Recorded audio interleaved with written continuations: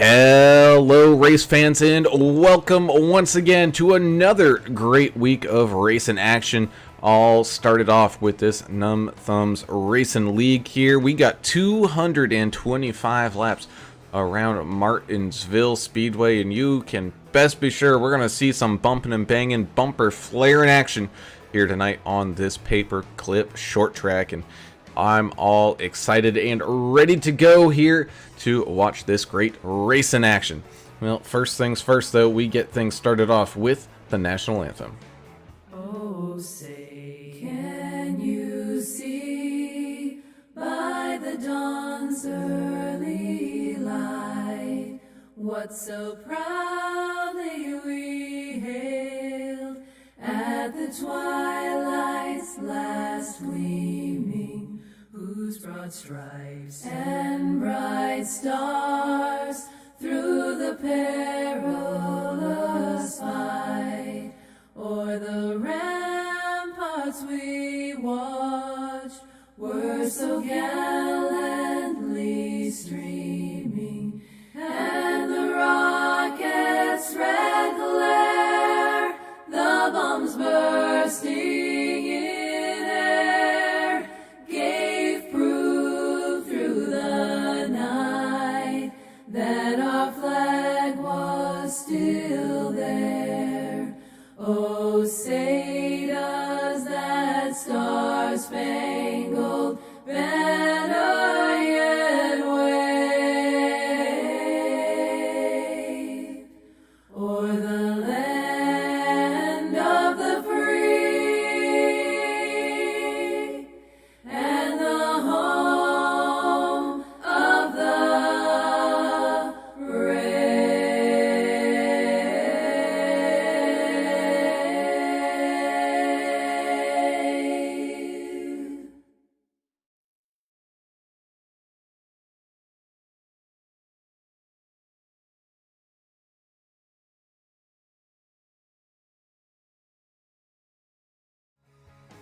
And welcome back. As always, these races are sponsored by some fantastic people like DEP Graphics, your series sponsor on this season. Same thing with some help there from ButtKicker. Enjoy the extra haptics that you have available to you. Man, get yourself a good set of ButtKicker little rumble things there to attach to your seat, as well as AdminBoxx. Go ahead and check them out, as they offer some great utility button boxes to help you control these crazy races. Like I'm sure the drivers over here are gonna need a little extra couple buttons to throw flags, do any kind of things you can think of on the race admin side. So be sure to go and check out AdminBoxx, as well as our great race sponsor here tonight, Gulf Coast Sand. Go ahead and reach out to them. They are the premier producer and supplier of sand, gravel, frac sand, and abrasives. They ship nationwide through their fleet of rail cars and serve New Orleans, North Shore, Mississippi, Alabama, and Florida. So if you're looking to get some fill, get some sand, I know a golf course around me that could use some sand. Their sand traps are all filled with gravel and boulders and stuff. It's no fun. So hopefully they can call Gulf Coast Sand and get themselves some good quality sand. I'm Alan Brown, and as always, I am joined by my good partner in crime here in the booth, Mr. Alan English. Alan, how you doing tonight, brother? Just being a criminal, being your partner in crime. No, man, I've been looking forward to this one. This is going to be a huge change of pace from what we've seen. Martinsville's, it's flat, it's short, it's tight. There's not a lot of room here. It's hard to pass. We're going to see some tempers flare tonight. I'm sure Adam will love to hear that. But it's a rhythm track, just like any other kind of short track. So you get out there and you find your rhythm. The tires are going to wear out quickly. They're going to have to start backing up. They're lifting and braking points, but you really have to protect that low line. There's going to be guys trying to dig their bumper in there on every turn. So that's how you're going to maintain your position out there. So short track racing under the lights, man. Nothing really better than that. Not at all. You'd swear this is a Saturday night special. Well, someone who's down there thinking it's a Saturday night special. That's Mr. Adam Turner enjoying some cold ones right there on pit road. Adam, I know you're ready for some short track racing. Oh man, I love this. This is right up my alley right here. One fast repair tonight, 25 incident points. You're going to get DQ'd. We'll talk about that. 70% fuel, 5 sets of tires for the race. It's 225 laps. I think in Louisiana that's 120 miles, 69 That's right degrees. at it. Yep. 69 degrees on the track. And here's the deal. This is where you can make enemies. Let's just turn people, burn them, bump and run. Let's see some fighting out there. Yes. That's what I want to see. Yes, sir, indeed. As we take a look at that race info here tonight, a nice paperclip style 1 mile track of Martinsville. It's one of those... Half mile. Half mile? I thought it was 1 mile. Yeah, it's a half mile. It's half mile. Half mile? Oh, well... 0.53 miles. It's Yeah, technically 0.53. That's I don't know what Yeah. the metric system is, but go ahead. Either way, what do I know? I'm not a real race fan, apparently.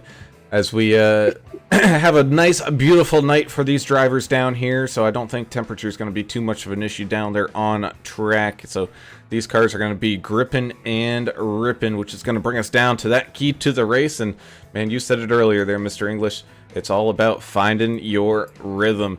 This is very much a rhythm thing, especially with how many laps this is. It's going to go by fairly quickly. These cars absolutely fly around here. However, you got to keep that rhythm going, because otherwise just that one little mistake, man, it'll cost you big time. It's night and day compared to a super speedway, which we've seen a lot of super speedway racing here lately. But completely different animal. It's very technical out here. You got to stay off that curb too. I forgot to mention that curb. That red and white curb you see on the inside of 1 and 2 and 3 and 4. That thing is not small. If those guys get a tire up on it or a set of tires up and over it, there's some grass down there too.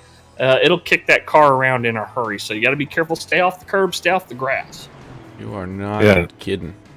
Not only that, I mean, if we happen to have a green flag pit stop, that's 35 miles an hour. So that's it's kind of a huge thing, getting it down to 35, trying to get on pit road. It's a totally different pit road entry than most tracks we go to. So we'll see if that comes into play. As we are under qualifying right now, you can see we have Jason Kraft and 00 Joe Bennett joining us here on the face cams tonight. So happy to have them along as people start to put in some times. Very tight up there to get that pole spot right now. Gerald Duffin and Richard Hurst are going to be starting up there at the front, but there's still drivers putting some laps in, like John T. Fike here. He's trying to put in a great lap. Same thing here with Paul Ferdiani. He's been one of these great racers that we've seen in a couple leagues now, putting down some laps. Yeah. We've already got a bunch of folks chiming in over there on YouTube. We got Braden Johnson out there, Rebecca Davis, Lauren Stubblefield.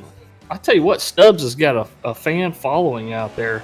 A lot of people coming out to cheer for Timothy Stubblefield in that 79 machine. And who else we got? Sean Reese out there. Jessica Warren. I mean, he's got a huge following. He's going to have a fan page soon. That's what Jessica was saying. Oh, all right.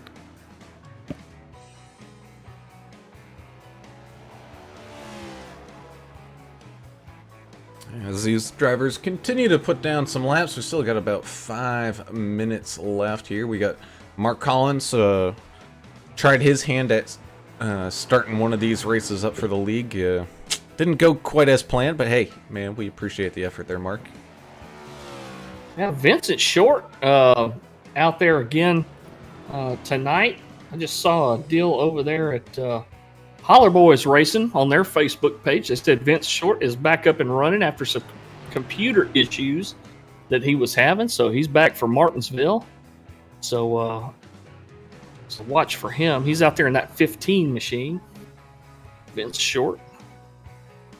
speaking of, he's about ready to get out there on track, but we do have some other minor announcements to talk about here. There's a little delayed on it by a couple races, but we also have a driver safety award. These are the drivers that you'd trust to take your grandma around here on one of these tracks. And the gentleman who won for or who got that for Daytona is going to be Mr. Tom Barish, and this is all brought to you by Plus EV and NTG, all their clean driver award. And great job there, Tom, keeping it clean at Daytona. Not an easy thing to do. And same thing for Bay Area Rob Chowder. He picked up that for his clean racing there at Michigan. So if you ever wanted to go take a ride around, be driven around like Miss Daisy there, these are the two guys who you want to be driving you around. If they don't get any incident points, they're going to win that prize. Is that how that works? So they're not necessarily driving slow. They just had a good race. They just had a very good race, a clean race. As Chris Muth Jr. runs out there, same thing with Joe Hoggard. We've seen him make some pretty good moves here the last couple races. He's trying to pick up that big time win. I know Derek Welch is looking like he's going to try to pick up a good finish here tonight. This is kind of his style of racing that he really enjoys. So yeah, we talked to Derek about that. He was really pumped to be able to get to go to a short track and get out there and compete. And there's a couple other names that he mentioned that guys that were really looking forward to this. And it's going to be interesting to see what he can do out there. I know he's sick of the super speedway stuff himself. He is not a fan of the big tracks, super speedways, pack racing and drafting and all that. This just comes down to, wheel and pedals, basically. You're out there just controlling your own car, maybe pushing a couple of other cars out of the way. No reliance on draft or aerodynamics tonight. It's all about the driver. It absolutely is. And I mean, Martinsville, it gets talked about a lot, but man, this thing is dang near as flat as Kansas. Not much banking in these turns to get these cars turned around. So the biggest thing really when you're finding that rhythm we were talking about earlier, it's where to brake, and more importantly, where and how you get back on that throttle, because these cars will break loose extremely easily. Adam, that comes to putting power back down, doesn't it? Coming out of the turns. I mean, even if the track's not super hot, which it's really not tonight. The track temp's only 68, but you got to be careful getting the power back down, don't you? You do, and that's something I don't have any experience with these next-gen cars. I don't know when we have 5 speeds, right? So I don't know if you're going to have to shift or how these things are set up, but it's definitely going to be a part of the game here is, getting back up to power without losing the back end of that thing. Well, I think in regards to shifting, it's all going to be kind of about how much tire wear you've got. I mean, I think these guys are going to be able to keep it in that 5th highest gear for most of the first part of a run, but when those tires really start to let go, man, I got a feeling they're probably going to be shifting. Yeah, and you don't want to, downshift to put too much torque down if you do have worn out rear tires. So we might see some guys even doing some short shifting and stuff, maybe just to kind of keep traction going on the back end. I'm looking at the top half of the track in the turns, and it's covered with marbles. So you really want to stay on that lighter colored concrete portion of the turns, because that's where the grip's going to be. You get any higher than that dotted line, that first dotted line there, it's just nothing but chunks of rubber up there, and that's going to really trip these guys up. Yeah, that's what you're talking about skill. I mean, this track is, you're going to have to be skilled to finish this thing up front, because it's going to be tough. It's going to be tight. People are not going to give you room. So should be quite a balance out there. Hopefully, like we see a fist fight or something, Well, I heard somebody compare this track before to it's It's 2 quarter-mile drag strips with U-turns at both ends. And that's pretty much how it drives. I mean, as soon as you can get power down safely, you get going, and it's hard braking zones into 1 and into 3. It looks like we're about to grid here. That we are, which means these drivers are ready to rock and rumble. Gerald Duffin picks up the AdminBoxx Pole Sitter Award here tonight. Congratulations there, Gerald, as Richard Hurst is going to be starting there in that 76 machine on his outside in second. 64, Joe Hogger is going to start in third with the 15 of Vince Short on his outside. So Vince Short getting everything all figured out and already up there towards the top. You got Gavin Ray in that 27. He's going to start in 5th with Dana Shepard in that 44. He's going to start in 6th. Kevin Delia, he's going to be starting here in the 43, 7th place with the 48 of Zeth Ollie, changing it up from the yellow lows to kind of red lows. It looks pretty good as well. He's going to start in 8th. In 9th, we've got the 663 of Ryan Pendicio. He's going to be looking to keep his run of top finishes alive here tonight with the 09 of John T. Fike rounding out tonight's starting top 10. 33 car of Paul Ferdiani starting in 11th. 12th is going to be the 23 of Mark Collins. Jason Kraft in the 99, a crowd favorite out there, starting in 13th place. 14th will be the 79, another fan favorite out there, Timothy Stubblefield. The 45 of Bristol Thompson starting in 15th place. 16th will be Nathan Stanley in the 67. Double O Joe Bennett's going to start in 17th, and 18th place will be Juan Jimenez. The 22 of Eric Thornton will start in 19th, and rounded out your top 20, Chris Muth Jr. in the 3. The 24, Rob Chowdhury, will be starting 21st. Number 1, Derek Welch will start 22nd. Number 9, Thomas Welch will start 23rd. 88, Bobby Duffield, 24th, looks like 25th. And then Tom Barish, 24th, somewhere in there. A lot of racing mix up, but that'll round out the 25 drivers we have here tonight. Yes, sir. Some of those guys towards the end, Tom Barish and Bobby Duffield, might be doing the race control here tonight, but we will hopefully keep everybody informed as we go ahead and pace along here behind this pace car and get things up and ready to rock and roll. Got the 91 Miller Lite car with that 76 of Richard Hurst on his outside. Coming across the line, so the pace car will come in on the end of this lap to get this party started. As always, we thank you all for tuning in and watching. Remember, we will have a fan of the season. You got to get qualified by that by being fan of the race, where you're going to receive a super fancy LED RGB keyboard here, Alpha Elite, and it is slick, it is mechanical, and it is fantabulous. So make sure to keep your chats going and alive on there as this race gets to go underway here with Gerald Duffin, Richard Hurst side by side, sending it down and across the line. And here we go. Green flags waving here at Martinsville for the first time tonight. They're going to stay 2 by 2 heading through turns 1 and 2. Still going to be side by side as they exit that corner. Looks like Richard Hurst may be getting a little better run there on the outside the line. He's going to jump 44's around. We got cars wrecking. 44 went around. The 48 couldn't avoid him and ended up hitting him up by the outside wall. What turn is that there? Turns 3 and 4, maybe. I think so. Yeah, it was 3 and 4 for sure. Just not enough real estate. Stuck on the curb down there. He had to tow. 44 machine having to tow there.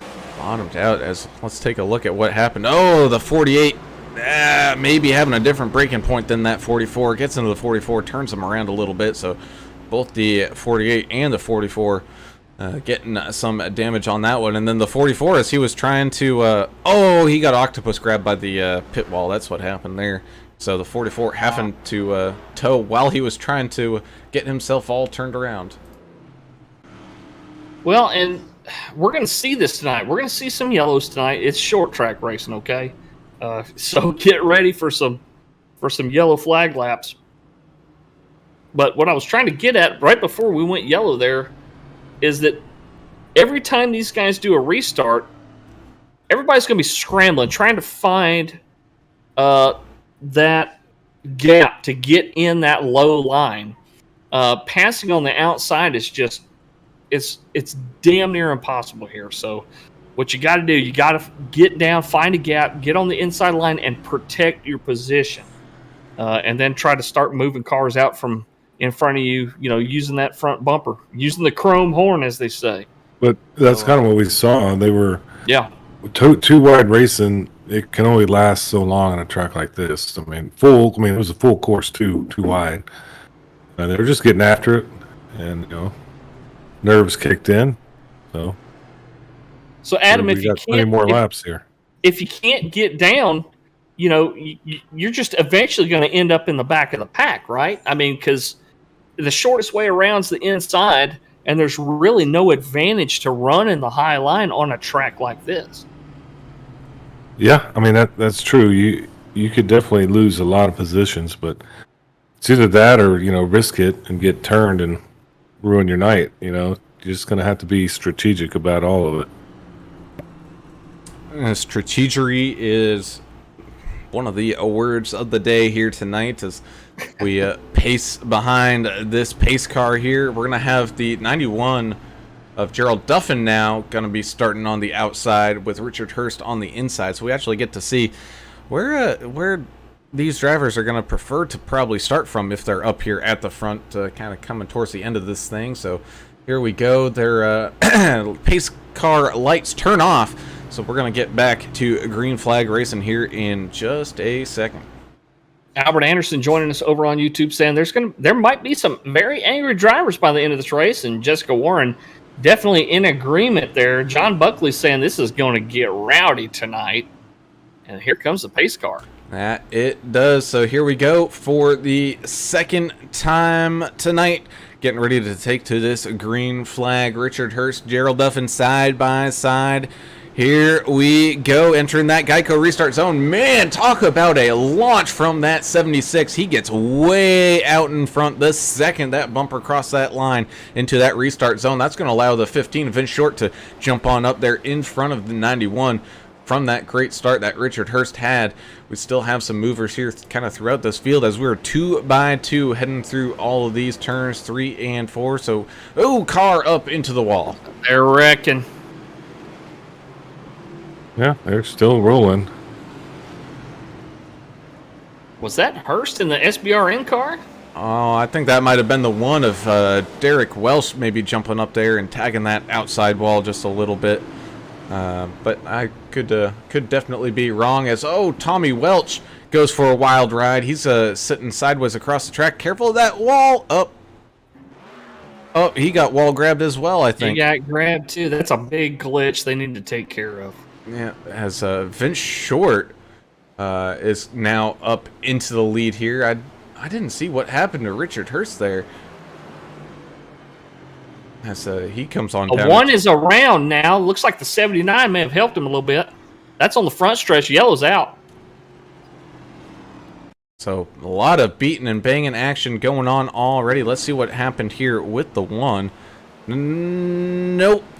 Little too much throttle coming out of turn number 4, trying to get that power down, spins that thing around. He did have some contact there as well, but let's go ahead and kind of take a look to see what happened here for Richard Hurst as things kind of got all snagged up. We even had a couple cars spinning under caution. 09 to Fike, one of them. It's getting crazy. Did you see the sparks flying out of Welch's car? It's still just grinding on the concrete right now. As that 76 of Hurst, his car just has no turn. I wonder if he had some problems there. That almost looked like an equipment failure, like we saw the other day with somebody's wheel going dead. It just kind of went dead straight towards the wall. Of course, it could have been under heavy braking. If you brake real heavy here and turn in the wheel, sometimes it'll just keep going straight on you. That indeed. And so all craziness happening up here at the front of this field and all throughout this thing as we are just getting this party started here from Martinsville. Let's take a look here from Nathan Stanley. He's back here in 12th, and you can just see how far back 12th actually is from where that pace car is. So he's going to be hoping to make up a ton of ground here when this thing gets back to green flag racing. But how about let's talk about that too, Juan Jimenez. He is up quite a few spots on the day, already up 7. Same thing with Chris Muth Jr. in that 3. 7 spots is a lot of spots being made up here this early on. I tell you what, Davidson Builders, their logo is going to be popping up a bunch on the screen tonight as they are the Acton Replay sponsor. And if this trend keeps up, you're going to see a lot of that Davidson Builder animation going up and down. But we also want to thank DEP Graphics for sponsoring this series for the season for Numb Thumbs. There's a lot of great paints on some of these cars out here. DEP Graphics, they do one heck of a job. And as you mentioned, Gulf Coast Sand coming on tonight to be the race sponsor. That's a pretty cool deal.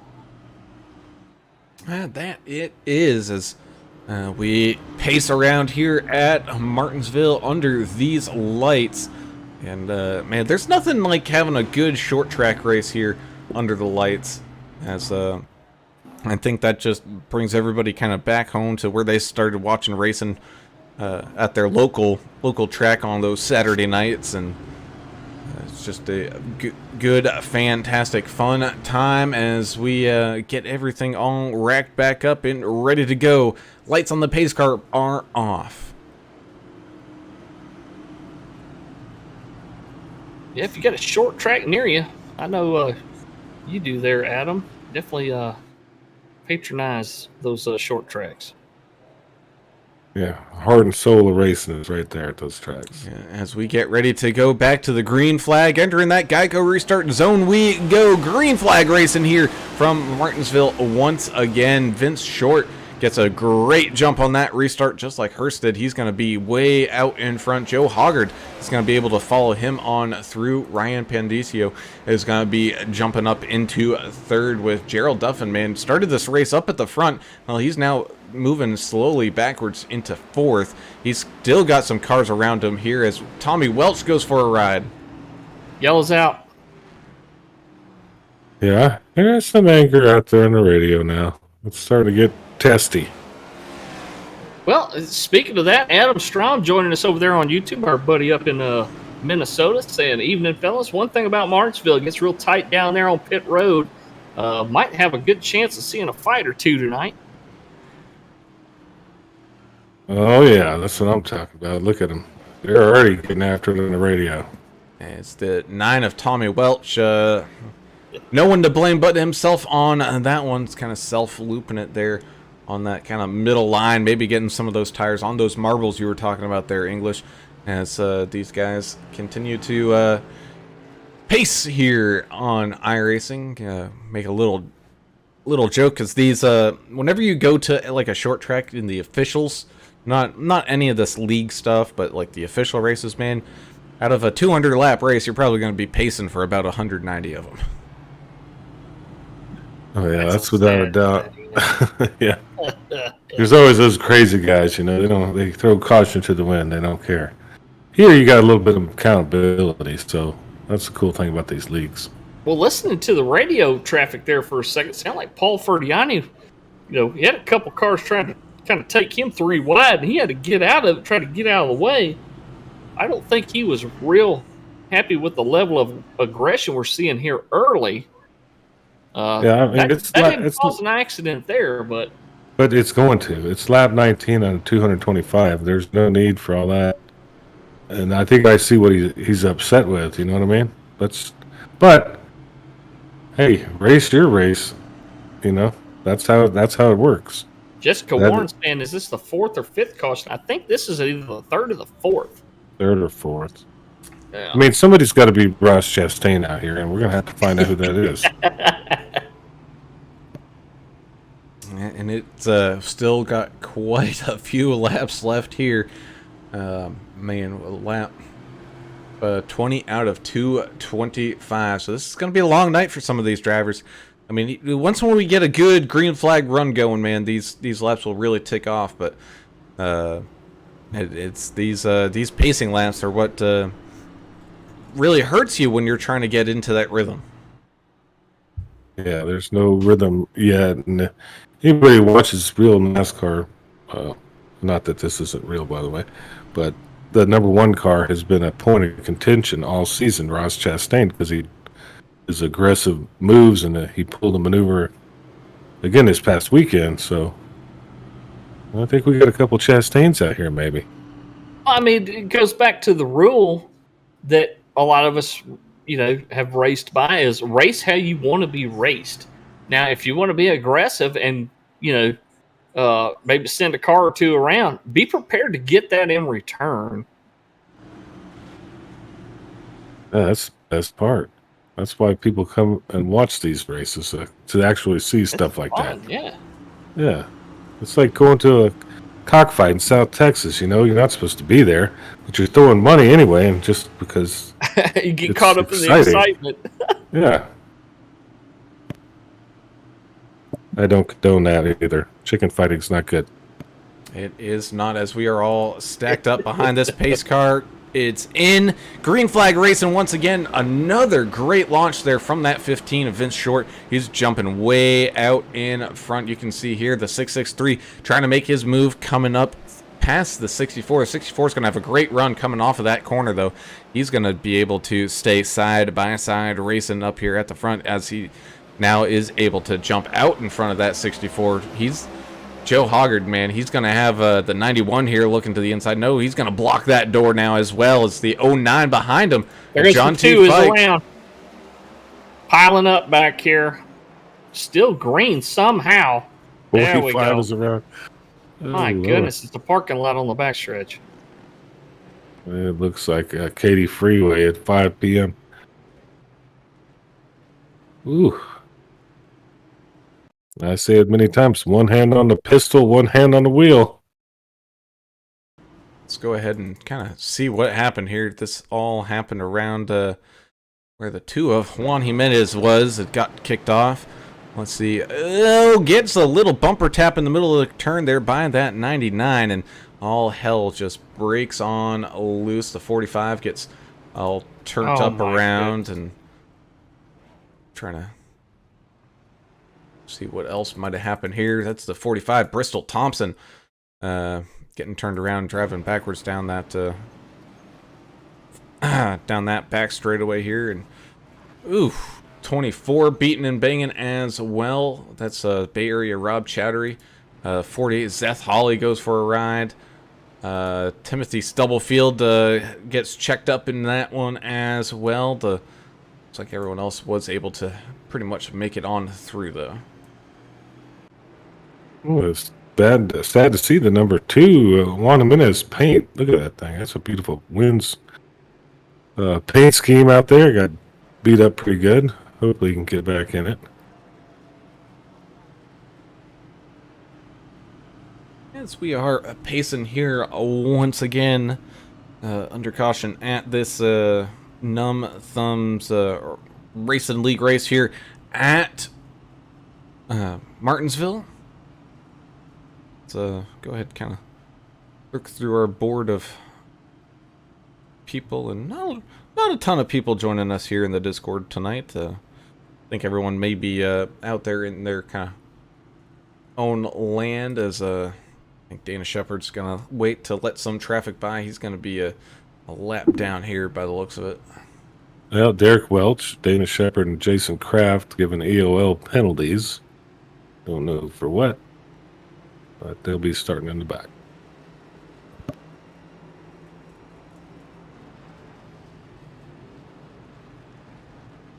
Well, we didn't get to interview him earlier today with that safety driver award here, but how about we maybe talk with that 24 of Bay Area Rob. Give me 1 second here.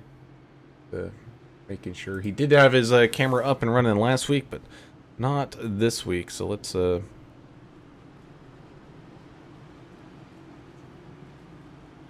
let's get to talking to that 24, Mr. Bay Area Rob Chowdhury. Rob, looks like tonight's going to be a long one here, buddy. You got the Safety Driver Award here for last week. Did a fantastic job keeping that car clean, but looks like it's going to be a more difficult task here tonight.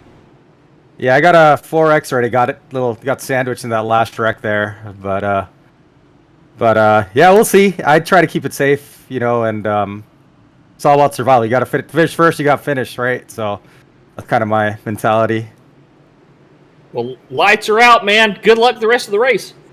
Thanks, guys. Have a good one. As the pace laps are very quick here. Go back to green flag race, and Bay Area Rob's going to be able to hold his spot. Hopefully we didn't distract him too much there. So our bad, Rob, pulling you in just a little late as the racing is wide open up at the front. Vince Short once again getting a great restart there. He's going to stay out in front of that 64 of Joe Hoggard. Joe looking like he's trying to really hunt him down. John T. Fike makes a good pass on that 663 to move up into third. So side-by-side racing, starting to maybe single file out just a little bit, but we do have some passing going on. You can see that 22 of Eric Thornton trying to get around that 3 of Chris Muth Jr. right now as the 3 gets turned around. Oh! Caution's out. He got clipped there with somebody. Yeah, he got smashed. Wow. Well, I don't know. It looks like somebody's going to be rolling dice in Waco tonight, and we're going to have a winner. We're going to have a loser. Oh, he gets tagged a couple times by a couple different guys trying to make their way by him. But it's like maybe Timothy Stubblefield and Dana Shepard. And so let's see what happened here with that 79. If Holdfield's going to be checking up and see if he can't make his way through 79. Oh, no, 79 was able to get checked up in time.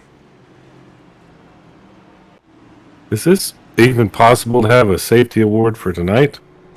It's like bumper cars out there. You got 25 cars on a small track. I mean, this is going to happen, right? You'd have to do a start and park and just sit there in the pits eating ice cream, watching all the other cars go by. You get a safety award doing that, I reckon. It's pretty dangerous out there right now, I'll tell you that. We're going to have to get in the rhythm at some point here. I think, wasn't one of the leagues that we were in, if this kind of happened over and over and over, they'd start making us restart single file? Yeah, they would. Some leagues do that. Some leagues do that, but it does seem like the double file is causing a lot of issues. People are. Well, I don't know, man. They, at least for the from like first back to 10th, they were kind of single filed out. There was some passing being done, but that really wasn't the problem. Yeah. And there's really, I think, looking back, only one of these cautions was really caused by any car contact spinning a car around. Most of these have been just due to the cars spinning out on their own, maybe a little too much throttle, a little too much brake, or something like that. I'm definitely not saying that they should go to that. I'm just saying I've been in leagues where they did that before because, oh man, you talk about a bunch of caution laps being run. Yeah, but I think Brown's right too. We'll probably still see it. I think these cars are a lot to handle. A lot of horsepower, newer car, obviously the next gen. So I would know how to operate this thing. You have to put in a lot of practice at a track like this. Kind of throws off, what we were thinking about when these guys should pit, because caution laps don't really incur any tire wear. So guys like the 15, Vincent Short, Joe Hoggard out there, they're going to stay out and just ride around under caution, and it's like you're riding around in your neighborhood, and then they're not going to come down and get any tires. They're going to wait till they kind of get a little fuel, I reckon. Yeah, so that's the other thing too, is the fuel mileage as you're riding around here under caution. I mean, I've seen it a couple times in the official races back when I was actually racing, as the lights on the pace car turn off here once again. It could be a 100, 150 lap race, but you don't have to ever come down because of how many caution laps you were being run. Now, with 225 laps and the 70% or whatever fuel. Man, he's as the pace car comes down, they will have to come down at some point for fuel, but that's going to be a while away as we get ready to go back to green flag racing here. Once again, Vincent Short up at the front. Another great restart for him here. It's going to be side by side going on around him. Behind him as the 09 John T. Fike able to make that pass up and through. He makes a little contact with the 15 there. Little bumper rub, but everyone's still driving through A-OK. And you can see starting to single file out almost already. As the 43 gets a little loose. Oh, we got another car around. Nathan Stanley. Yeah, we have to see what happened on that one here. Oh, it's we got to reckon down the straightaway there as well. Well, 67 just turns it on around the double. Oh, no, Joe Bennett, he gets all turned around and sideways. Looks like Bristol Thompson ends up sideways here once again as the racetrack kind of got blocked a little bit.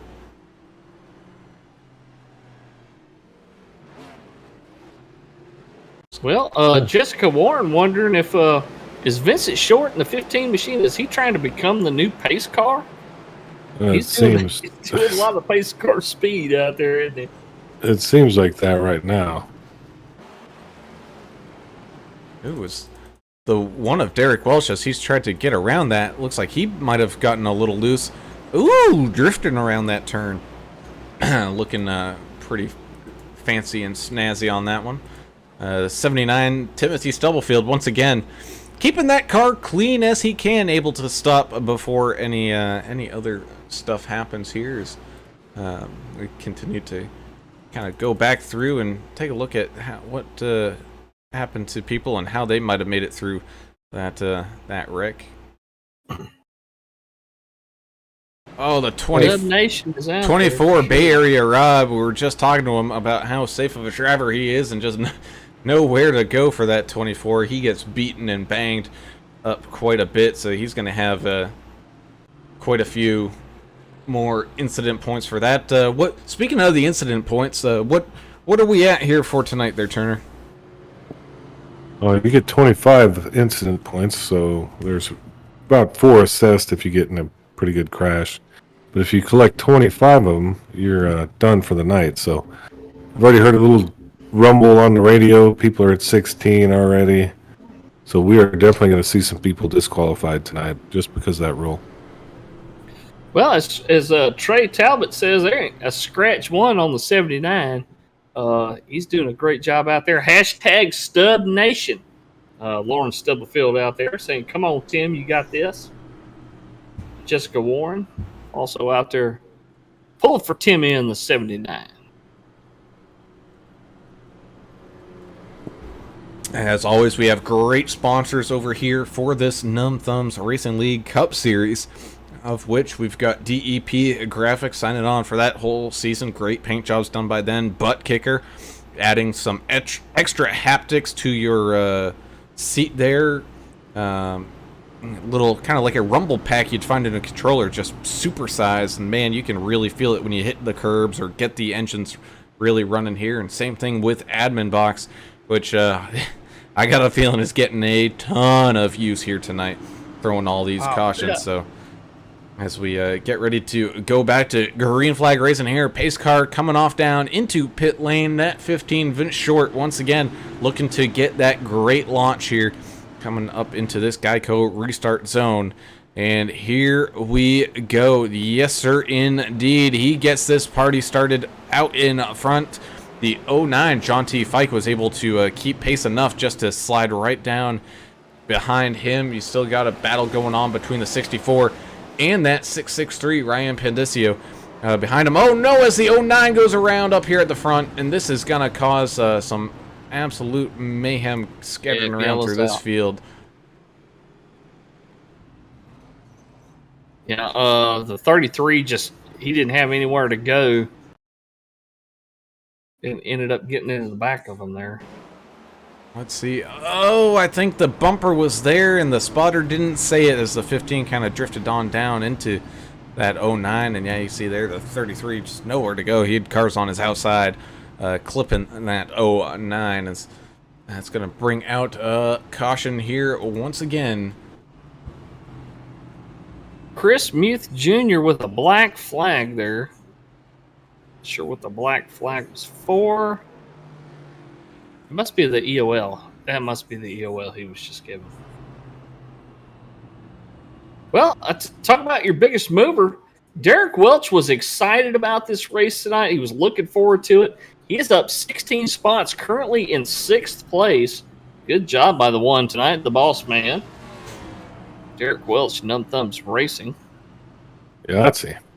He's trying to keep it as clean as possible, that one machine. I know he got caught up, I think, in one of the first couple ones that we had, but since then been running pretty good as people just seem to be making tiny little mistakes here. And like I said on that last one, I got a feeling maybe Vince Short in that 15 didn't have his spotter up loud enough, as that 09 was definitely putting that nose down in there. Tell you what, though, on the restarts, Vince is killing it on the restarts. As soon as that green drops, he is freaking gone. And he'll put a car length on the guy before they even get to the turn. So he's got that timing figured out for sure on the restarts. Well, not only the timing, but the amount of throttle control that he's got to get that launch is absolutely stunning. As to really get a launch like that, you got to start in a fairly low gear, like 2nd or 3rd or something down there, and those tires will break loose before you know it if you get on it just a little too hard. But that 15, he's got that thing locked in. Yeah, Dalton Upchurch also joining us over there on YouTube tonight. One of the many folks out there that are commenting hashtag StubNation. Timothy Stubblefield's got a ton of fans out there today. We appreciate every single one of our viewers out there. We've got quite a few people watching out there on YouTube right now. If you like what you see, make sure to hit that thumbs up button and subscribe so you don't miss a single race. It's the busy season for us. We're going to be doing a lot of racing, covering a lot of races for you guys. And especially do it for the ones that your friends and family are involved in. We know we got a lot of folks on here that never miss a race. It looks like the lights on the pace car are out. Going back double file for this restart. That we are, as the 15 and the 64 get this thing started side by side. That 09 was able to rejoin the track as we get ready to go back to green flag racing here from Martinsville. And yep, that 15, man, just absolutely gets that launch. Ooh, man, look at this. That 663 Ryan Pendicio going to be able to fly right up on through, as well as we got some cars up into the wall. They're able to keep it straight, though, as we continue to try to put laps down here. The 24 is having a great battle here with the two Juan Jimenez. Got some people like Kevin Delia looking like he's trying to make some moves up here through this field. He's right behind that 64 of Joe Hoggard right now as well. The 3 Chris Muth Jr. coming on down into pit lane. Gavin Ray out there in the 27 machine. Gavin's got a couple fans out there as well on YouTube. He is on the outside. 33 is around. The Poker Stars machine of Paul Ferdiani on the inside wall here, trying to find him a gap to get turned around, and he does.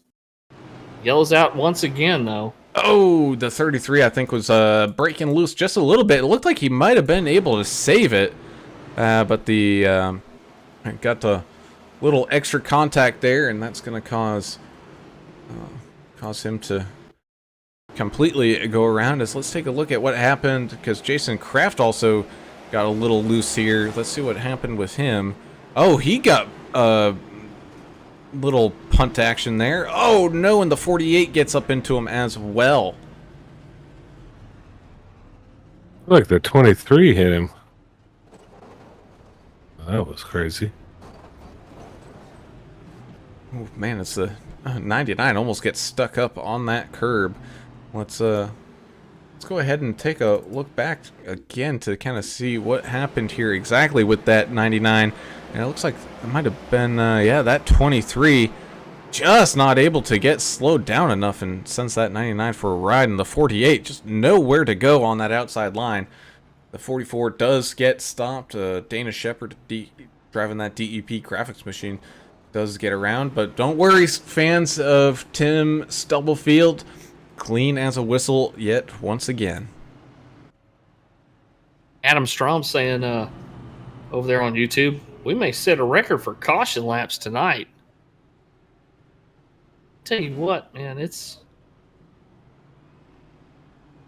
takes these guys out of their rhythm. I mean, you get a couple of laps green, and then you're back to riding behind a pace car. So I'm sure most of this field, Adam, guys want to get out there. They want to run a bunch of green just to get in that rhythm and get some stability out there. Yeah, I think they're probably as frustrated as anybody, even watching it. But you're gonna have to get to a point where you can get in a rhythm, because right now we've had the cautions breed cautions. Well, that has kind of played itself out. At some point, somebody's gonna have to let off the gas a little bit and just be a little less aggressive. Right now, with 55 laps into a 225 lap race, at this point, all the cars are going to be destroyed, or we're only going to have a few left. Yeah, so you got to think smart. This is definitely one of those marathon, not a sprint races.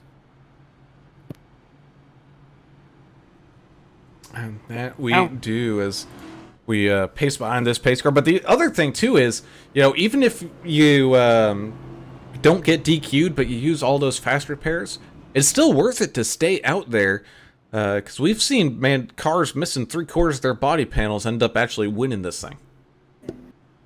Yeah, you don't want to put that thing on the trailer. You want to stay out there. There's going to be plenty of attrition positions to gain.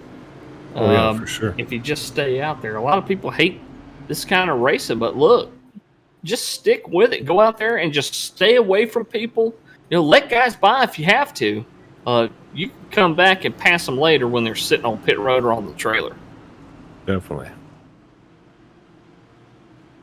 As the pace car comes on down into pit lane here, once again, side by side, that 15, Vincent Short, he's not going to let that lead go anytime soon. As here we go. Green flag racing once again. 15 getting one of his starts, That one was kind of so-so. I wasn't too impressed by that one. Joe Hogger's going to now try to get down underneath that 663 of Ryan Pandisio. Looks like he's still going to be there as they came down that back straightaway. Still 2x2 racing here for a second. And they're going to still be 2x2 as they come back across the line. Looks like that 663 of Ryan Pandisio, though, did get the run and able to get that position. 43, Kevin Daly is going to jump in the line there with that 64. Gerald Duffin is trying to hold off that one of Derek Welch, who's really charging up through this field. He's got a battle going on behind him between Eric Thornton and John T. Fike, as well as the 67 goes around. I'm with you, John Buckley. Let's turn some laps, but we got the 67 around. It looked like 99 of Kraft involved in that one as well. It's a 67 self-spin there. Oh, Richard Hurst gets a little bump there in the 99. Whew. He goes for a crazy right around there. Let's go ahead and take a look at the chopper to see if maybe he was helped on that, or if that was just kind of a self-correction spin there as he makes it around. Oh, the 3 just not checking up for the traffic there as everyone's slowing down to get around that incident. And Chris Smith Jr. hard into that rear bumper of that 99. Who trying to get spun around there, gets up into that outside wall just a little bit, but was able to get things rolling again. So in the 3's defense, okay, there's going to be a ton of cautions during this race. If you stay up high and that there's, some cars spinning, there's some action going on ahead of you, it might behoove you to stay up high and keep your racing speed until the actual yellow flag is thrown, because you could pick up a position or two, but you see what happens there sometimes as the 3 is got into the back of the 99 there. He's just trying to make a couple extra spots. I understand that. Oh Lord, yeah. Why don't we re-rack this thing and act like we're at lap 0, and let's try this one over. But Stanley does get the EOL for that. Go ahead, Adam. What does Albert Anderson talk about down there? He wants to come down to pit road with the fried fish gumbo and beer.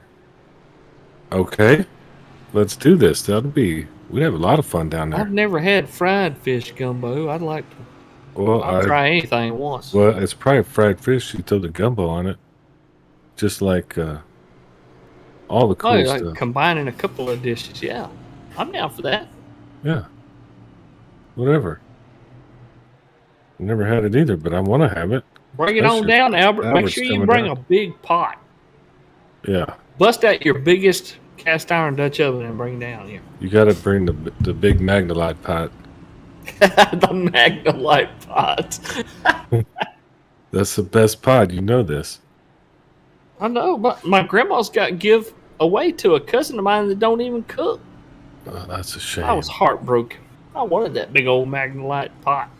Well, I got 2 over here, but I ain't sharing. Yes, sir, indeed. As 2 of the fan favorites here, Gavin Ray and Timothy Stubblefield, they're going to be restarting here side by side, 13th and 14th.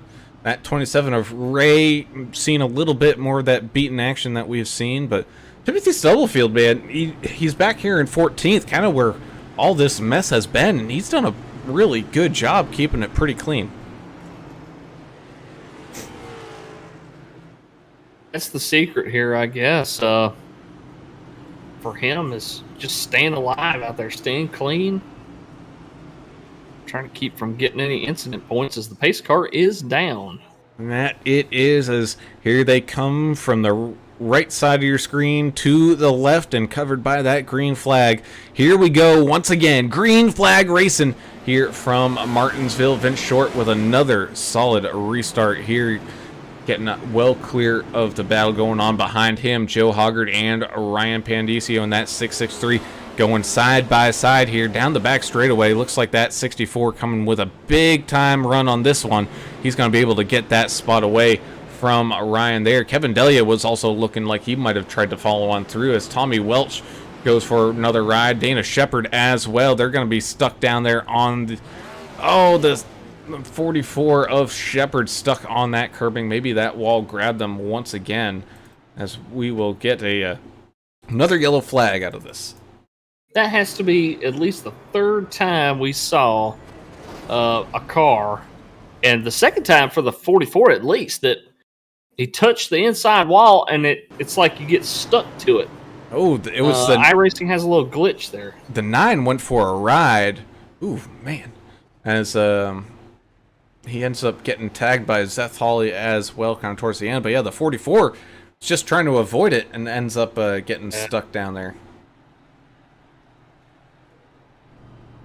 Ooh, I'm gonna have to pull out a Florida man tonight. This one's getting rough.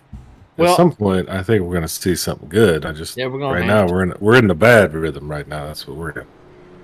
Well, I will say this: Dalton Upchurch, he wanted to contribute a little bit to our conversation about Dutch ovens and Magnolite pots. And he said the best kind of pot is the smoked kind. And Lauren Stubblefield thought that was pretty funny.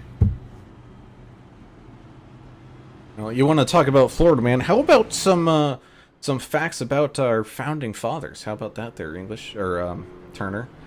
Oh yeah, You know, do it. back in 1787, George Washington's farewell party, attendees consumed 60 bottles of claret, 54 bottles of Madeira, 22 bottles of porter, 8 bottles of whiskey, 8 bottles of hard cider, and 7 bowls of alcoholic punch.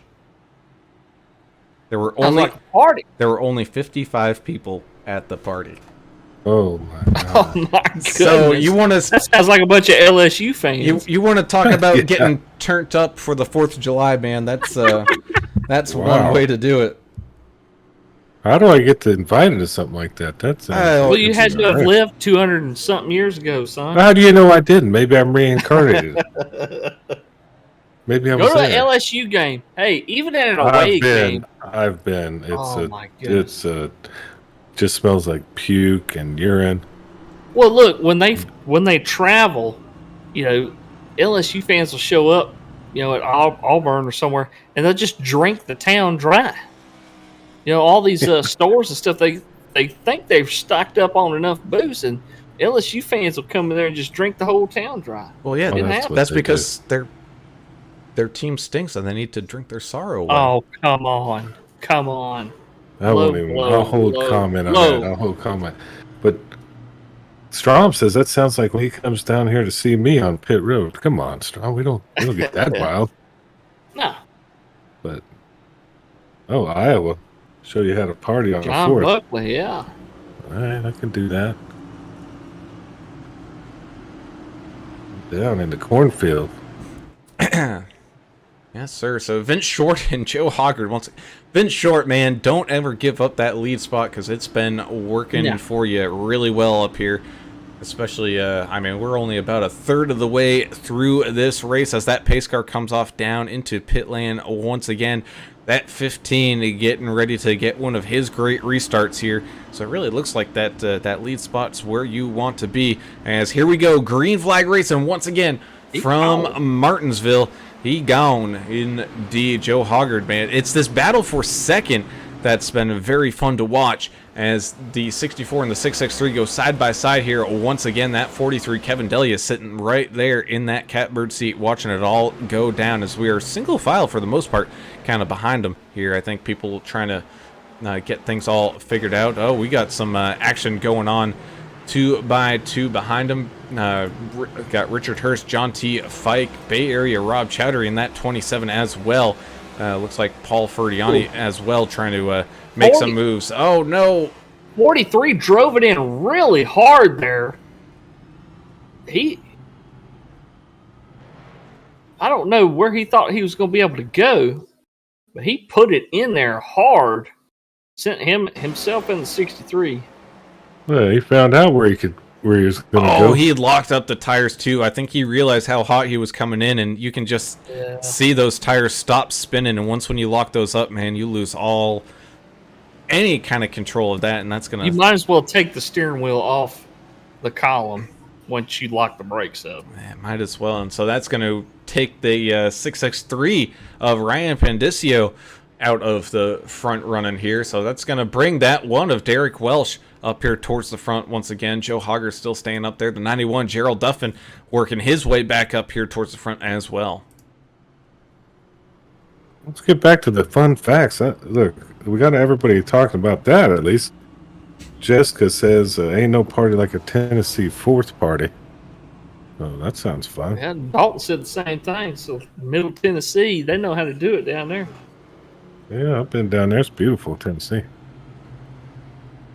Oh, the whole country's something to We explore. had some mountains like they got up that way. Well, you don't need a mountain when you have the bayou. You don't need a mountain. You got the bayou. The mountains, though. I think it's pretty. Well, it is nice. Yeah, mountains are nice. Spent a lot of time out in Utah for a few years. I go out there cool. a few times a year. Out in Salt Flats. Yeah, they got mountains and flats. I'll tell you what, that's some kind of crazy. You can, within 100 miles, you can have, the Bonneville Salt Flats. You can have, Park City up in the mountains where they had the Olympics. And it's something else, that's for sure. Buffalo Island, I think that's what they call it. Tyler says another shot for everyone. Oh, they're All right. taking a shot every time there's a caution? Well, if they are, we wouldn't be able to make it through this race. Oh, No way. man. As we are on caution number 11 here. 11th caution. I was wondering Oh, if you no. had the counter. There it is. No, I don't do that. I do not recommend that. Because what are we, 76 laps? Yeah, Dalton said, Albert, get to drinking, son. You got some catching up to do. Yeah. Oh, mercy. I mean, have fun, be responsible, don't, let's not, So let's not get too crazy. how much gas you think the 15's got? Man, I mean, he's just riding around. You're not burning anything under caution, really. No, not at all. Is that 15 is looking mighty good up here at that front. The 64, Joe Hogger going to be starting side by side with him here. That one, Derek Welsh, moved his way on up 19 spots now to start here in third. With that 91, Gerald Duffin starting right there on his outside as they come through turns 3 and 4. Pace car is down and off, and away we go. That 15, man, whew, way out in front once again. The one, Derek Welsh, I don't think quite used to those restarts. Took him a good second to get up underneath that 64, Joe Hoggard. Hoggard up into the wall a little bit, able to keep it even steady as that one's looking to try to make it pass on the outside on the 15, not quite able to make it happen as they go single file here. Richard Hurst as well, looking like he's making some moves here as Paul Ferriani has a little bit of an issue kind of there towards the tail end of this field. The 00 Joe and the 76 going at it, and they've got John T. Fike in that 09 side by side here as they came down and down that back straightaway here. Now moving on down across the line. 00 Joe, bad exit there on that turn. He's going to take a few seconds here to get back up into speed. Yeah, the 09 being very aggressive. We've seen him make some aggressive moves out there tonight, John T. Fike in the 09. 45 was stuck on the outside there for a while after the restart, able to find his way single file. Looks like a lot of these guys are figuring out, hey, let's just get single file and run some green flag laps. And we've made a few now. Oh, the 09 Fike goes inside really hard on the 76 of Hurst. And he is not happy about it on the radio. He just came in there a little too hot, I think. I don't think he knew he was going to run up on him like that. Well, they ought to know by now. I think we've seen enough of it. But it kept going. They're still racing. As that race for first has seemed to fizzle out here for just a moment. A second and a half of Vince Short absolutely laying down some rubber here. Gavin Ray making some moves here. He's side by side with 00 Joe. He's got the 23 Mark Collins there right behind him as well. That 27 not giving up on that 00, still trying to get around him here on that inside line. As side by side they go, getting out of turns 3 and 4. He's going to take that spot away. So Gavin Ray up into 11th here. Timothy Stubblefield down a couple spots. Mark Collins as well is looking like he's trying to get around 00 Joe as now too. 79 of Stubblefield looks like he got up in them marbles just a little bit too much. 23 and 00 have a little bit of contact. And the Mark Collins and the 23 apologizing there. Yeah, if they're having side to side, door to door, that's fine. But when you're running up behind somebody, that's when we're starting to see some problems. Oh, here we go. Yellow flag is out. Tommy Welch having a tow by the looks of it. Let's go ahead and see what happened here with that 9. He was up in the marbles, putting the power down. Oh, hard impact into that inside pit wall barrier. And he might have had some steering damage or something as he's going to tow his way into the pits. Yeah, he did have a meatball flag. He had some serious damage from the result of that impact. Well, that's probably about 10 laps we got in, I think, roughly, which were pretty good there for a little bit.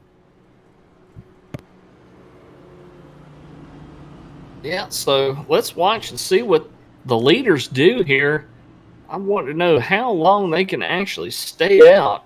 As we are starting to have some pit stops now. Juan Jimenez, Richard Hurst, Joe Bennett, Rob Chowdhury, Timothy Stubblefield, and Paul Ferdiani all coming on down into pit lane here after that little green flag run. And I mean, talk about just having one like little green flag runs like that, man.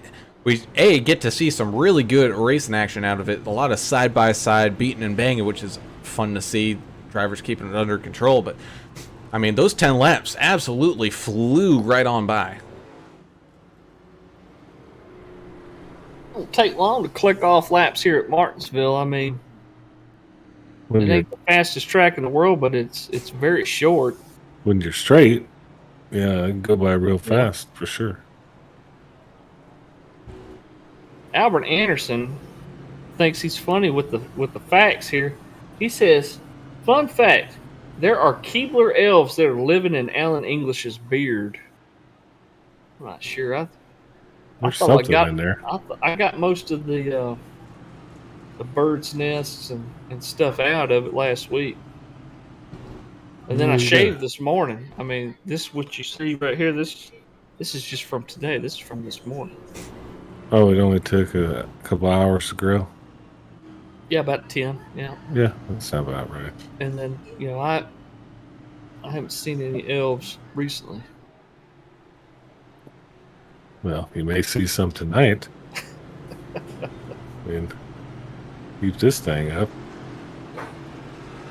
These guys get lined back up side by side here. That they are with that 15 Vincent Short up in the lead still.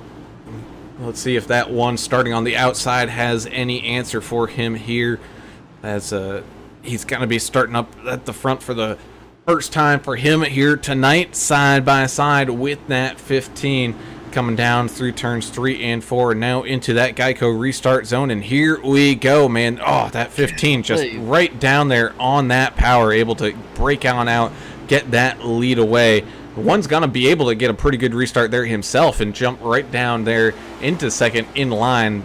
Yeah, the 64 Joe Hoggard able to do so, as well as that one trying to run down that 15 of Vince Short. We still got some action going on behind him. That 663 Ryan Pandisio making up some ground here after his little caution that he was involved in, as side by side in front of him is Eric Thornton and John T. Pike, as the 09 goes around, gets up into that 663, and we're going to have ourselves a parking lot. Oh, the 23 gets involved in it, as well as the wreck just kept on wrecking.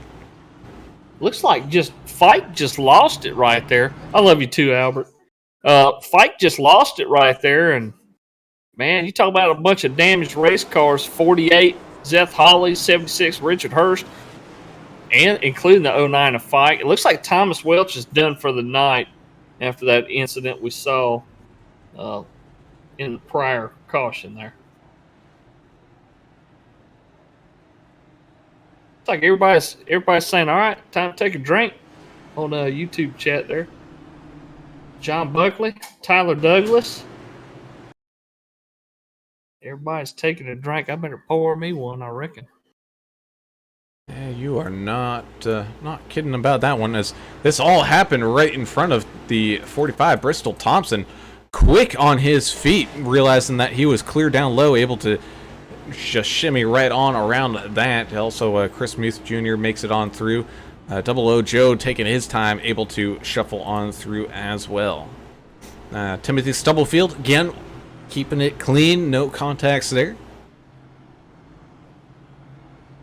Tim's still got a clean race car from the beginning of this deal. I'm not sure if he has what his incident count is. It's about to be pretty low.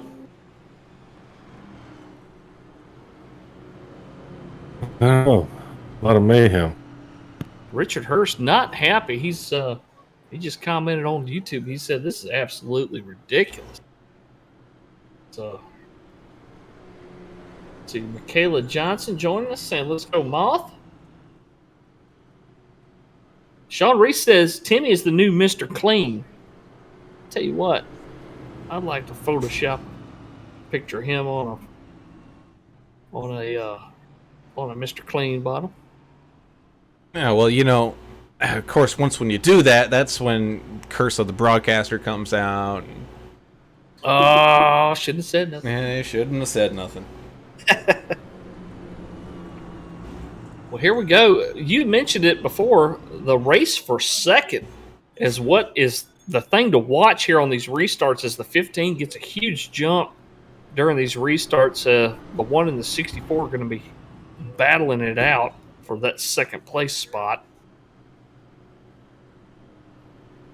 John T. Fike will be starting in the back as he got the EOL for causing the last caution.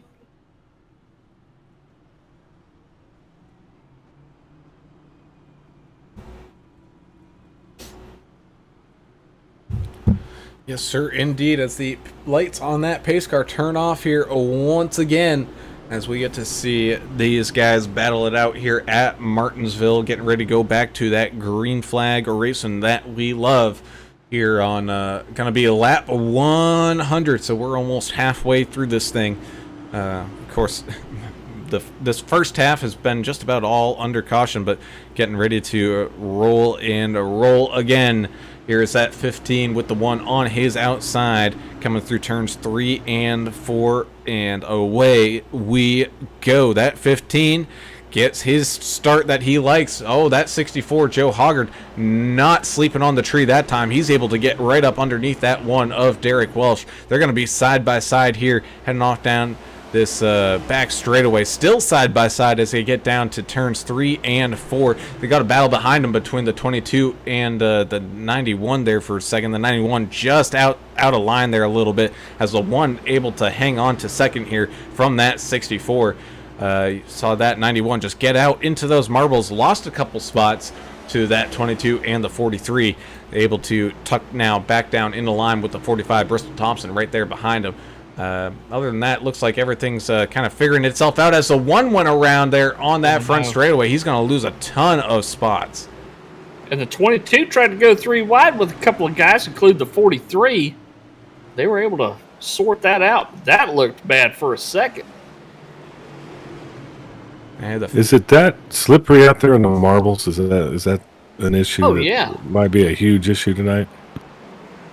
Yes. Yeah, if you get out of that white portion in the turns, if I know that it's kind of hard to see on a stream, but you can see them from the game view.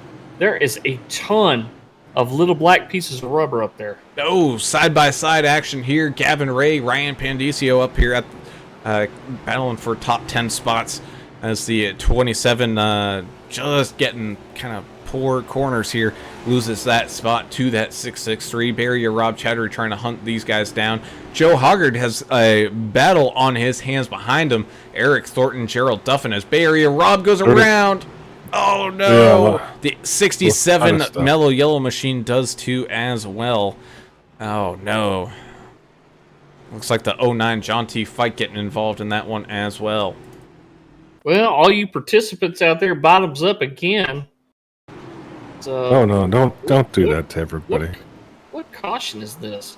I don't know, but looks like Rob Chattery just lost it. You know, and he did, and which, I mean, it's not the widest of tracks down there. Once when you get a car sideways, man, that blocks a lot of the run. You can see the 09 John T. Fike trying to get down underneath him there, just clips him.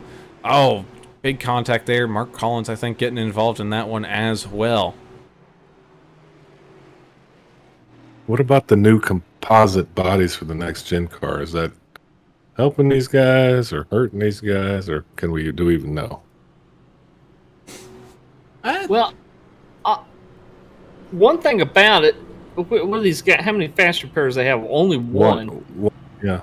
I thought we would see more cars out there running, like missing hoods and fenders and body panels and stuff like we see in other racing.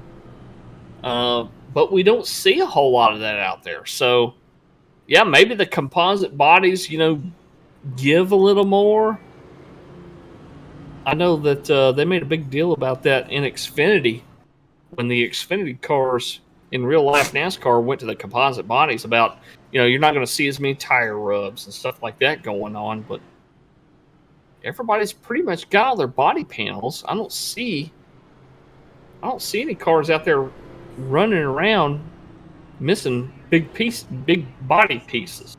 Not at all. Of course, someone who's not missing anything is that 15 or Vincent Short. Let's talk to him real quick. Mr. 15, king of the restarts here out in front, Vince Short. Vince, got absolute mayhem going on behind you, so I think you're in probably one of the safest spots, but we've been talking about how great your restarts have been here, and we're wondering when you might have to come on down for some fuel just based on how many caution laps we've had here tonight. I guess we'll find out when we get to that point. Chinese secret. Yeah, don't give out the secrets. Nah, it's just playing it by ear. I mean, you're darned if you do and darned if you don't. So Well, is it frustrating being up front and watching all this go on behind you, or is it not really bother you because you're kind of holding steady where you're at? I mean, it's nice because I'm not stressing during the race, but ultimately, I know at some point I may have to come down. That's what I'm dreading. Well, man, Good luck out there today. We'll be watching you, and thank you for your service. By the way, I'm a fellow retired Air Force vet myself, blue card holder. So good luck out there, brother. We'll see you at the finish of this deal. Thank you, guys. Thank you for your service, sir. Yeah. Got a shout out to my fellow blue card holders out there when I see them. Of course you do. Yeah. It's awesome. of course. So. But yeah, that 15 of Vince Short, man, he's got these restarts, man, really locked on in as we come on through turns 3 and 4. Pace car coming on down and getting ready to get back to green flag racing here. Pretty much exactly almost halfway through this race. Vince Short out in front once again, getting one of those great restarts. The 22, Eric Thornton, is side by side with that 64 of Joe Hoggard here. They're still going to be side by side. Looks like the 22, Eric Thornton, up 17 spots, able to win that battle. The 43 and the 91 go side by side behind him here. As the 64 gets out of line, that's going to allow that 43 to continue his run up and around that 64 as well, and he's going to still be out of line. And it's going to be one of those situations where when you get out of line and lose positions, man, it's just going to keep on happening to you. So the 64 goes all the way from second down into 5th just in a matter of a couple laps. He was able to get down there in front of the 2 there, though. So that'll help him out a little bit. The 3's kind of stuck on the outside there, outside of the 63. And that gap is non-existent. He's going to have to stay there. Maybe he can get in front of the 1 here. As the I'm still seeing some aggressive drivers out there. 27 at Gavin Ray trying to battle it out and get out in front. Oh, Oh no, Nathan Stanley getting up into that wall with that yellow mellow 67 machine. Oh, no, don't hit the wall. He curbed it. That's that thing has absolutely no rear tires on the ground here, and that's what we were talking about with the curbing here. You can get a car kind of lodged up in there and you're pretty well stuck. He's still trying to get it off the wall. He is not going to be able to get that. He needs to tow. That's called the old high tide. Yeah, high centered it. Yeah, high center. Well, I mean, if there's not enough dangerous things out on this track, you got that. These guys are having real problems out of 4. Noticing. Getting power down, or? Yeah, I think just putting power back into the thing, I think out of 4 is where we're seeing a lot of the issue. I mean, cold tires, it really can't be. It's not cold tires. That the tires are cold. I mean, they've got a lot of heat cycles put into these tires already. I mean, Should be good on pressure. marbles, the surface itself. I don't know. Just being a short track, you gotta, modulate that throttle. You can't just hammer down. You got to be a wheel man. You gotta feather it. I was watching a Whataburger commercial. That's so amazing. Oh, want me a patty melt right Oh, now? they're making just the number 1 with bacon. So good. Y'all don't know what that Whataburger is. Y'all need to get some. Sorry, Brown. I digress. I was watching Rangers game in the background here. As we continue to pace behind the pace car here, getting things all ready to go. Once again, Vince Short way up in front, but let's talk about that up 17 spot 22 machine, Eric Thornton now.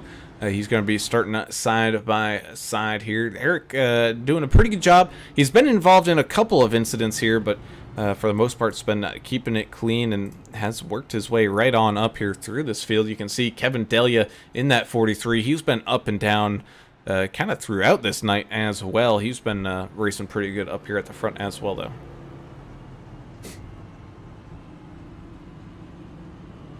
Well, I don't see.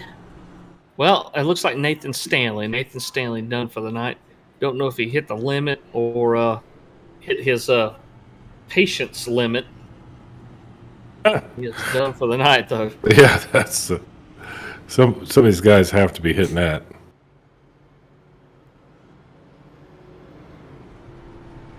Well,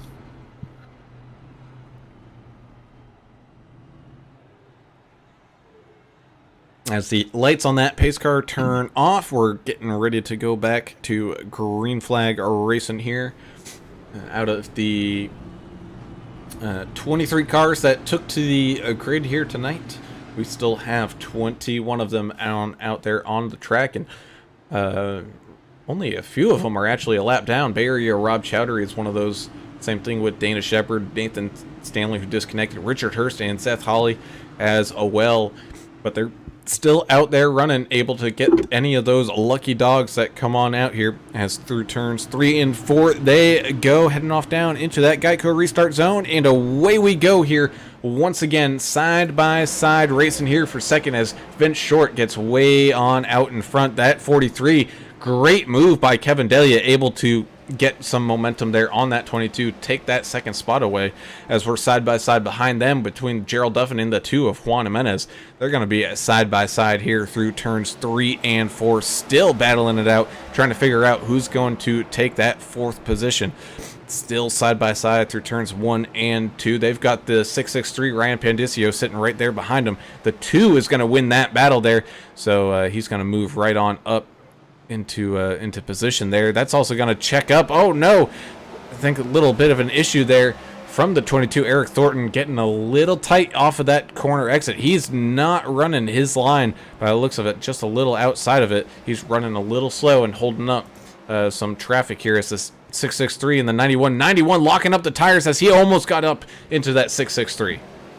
Yeah, 22 needs to get back down and protect that inside line. The 2 is looking to put his nose in there, trying to get that spot from the 22 of Eric Thornton. I'll tell you what, the number 64 of Hoggart is just driving it like he stole it. Very aggressive. Yeah, you got the 79, Timothy Stubblefield, trying to make a pass here on the 27, and Gavin Ray side by side. Oh, it's a 45 goes around, and that's going to bring out the caution. 45 of Bristol Thompson. Just all on his lonesome, a little too much throttle coming out of turn number 4 there, and breaks those rear tires loose, and around he goes. What's the definition of insanity? Isn't it like when you keep doing the We're not same going to thing go over, there. over and over? I mean, Expecting a different result. yeah, it's kind of really what we're seeing there out of 4. It only took us 125 laps to figure it out, or me anyway. Y'all probably already knew, but yeah, putting power back in it right there at 4 just seems to be killing us here tonight. The cars coming down, the 22 and the 91. 91, Gerald Duffin. 22 of Eric Thornton coming on down pit road. Well, I tell you what, man, if these cats on the YouTube chatter having a little bottoms up every time we have a caution, man, they're getting mighty deep. We can't do that. That's As we have the against law. 16th caution of the evening, so if Oh mercy! any of y'all playing that game, alternate for us, maybe to one thing of Have whatever somebody- beverage and then one thing of water. Have somebody watch you, just in case Yeah, I you wouldn't. need assistance. I wouldn't recommend that. Let's just say. I mean, I'm all for having fun, Yeah. But Well, we're over halfway, and the 15 has led every lap of this deal, hadn't he? Just about. Once when he's gotten up into that lead, yes. I mean, we saw I think the first couple of restarts it took some time, and then we had an incident, one of the only incidents we've had up here at the front, and that's how that 15 Vince Short was able to get that lead, but he has never looked back once when he has pick that thing up. 43, Kevin Delia has been doing a great job here trying to stay up at the front. He's going to be starting side by side with that 15, so we'll get to see if that 43 maybe has an answer to Vince's great restarts here. The 2, Juan Jimenez up 15 spots on the day. He's making some great moves. Same thing with that 3, Chris Muth Jr. He's been involved in a few incidents here, but he's still up there in a top 5, up 15. Same thing with that 1, Derek Welsh, coming back from his little self-spin. He's able to jump back up there 16 spots, currently in 6th. Fast drivers all right up here in this top 6 or 8 drivers. So we'll see what they can do. Let's see if they can make some moves before we get another yellow flag. Well, I know what I'm going to do. I'm going to go straight back to my bag of tricks. Florida Man, this one I haven't heard, guys. Okay, so real quick, Florida Man. Florida Man drives stolen truck to the Space Force base to warn of battle between aliens and dragons. I'm glad he was there. You know. I mean, thank God he was here to save us. Oh, that's a good one. Yahtzee. Hadn't seen that one before, Brown. Pace car is down again. That it is, as this field makes its way down through turns 1 and 2. Vince Short out there in front with that 43. Right beside him, entering that Geico restart zone once again. That 15, yep, putting that power down, and away we go, getting well clear. Same thing with that 43, getting a good restart. I think the 2 of Juan Jimenez might have spun the tires a little bit there, causing that little bit of a gap, as he's going to jump back into line here. Right in front of that 663 Ryan Pandicio. You got Derek Welch there as well. Chris Muth Jr. is side by side as we got some action. Oh, here comes, I think, John T. Fike back up through this field, making a move on that 23 of Mark Collins right now. Yeah, they're getting after it still, all the way around here. In little battles, Double O Joe and Bennett. He's battling it out with Fike. Ooh, 2 had an issue, slowed down quite a bit. Yeah, so they're going to be 3 wide heading into that corner, able to kind of figure it out. All 3 drivers making it through safely, as now that Double O Joe, he was kind of forced way out of line. Oh, as they get contact there with the, looks like the 23, shoving him out wide. So Double O Joe got out of line and lost like 5 positions here. Yeah, well, it didn't cause a caution, though. Ooh, had another issue there. Yeah, trying to get down to that inside line. The problem was the 79, Timothy Stubblefield, was there. Timothy Stubblefield creeping up on that top 10. He's got the 45 Bristol Thompson there to try to get that spot away from him. Well, he's got the fan club for it, doesn't he? Everybody wants to see him up front. As the 27 Gavin Ray makes a pass, the 91 Gerald Duffin's going to try to follow on through here.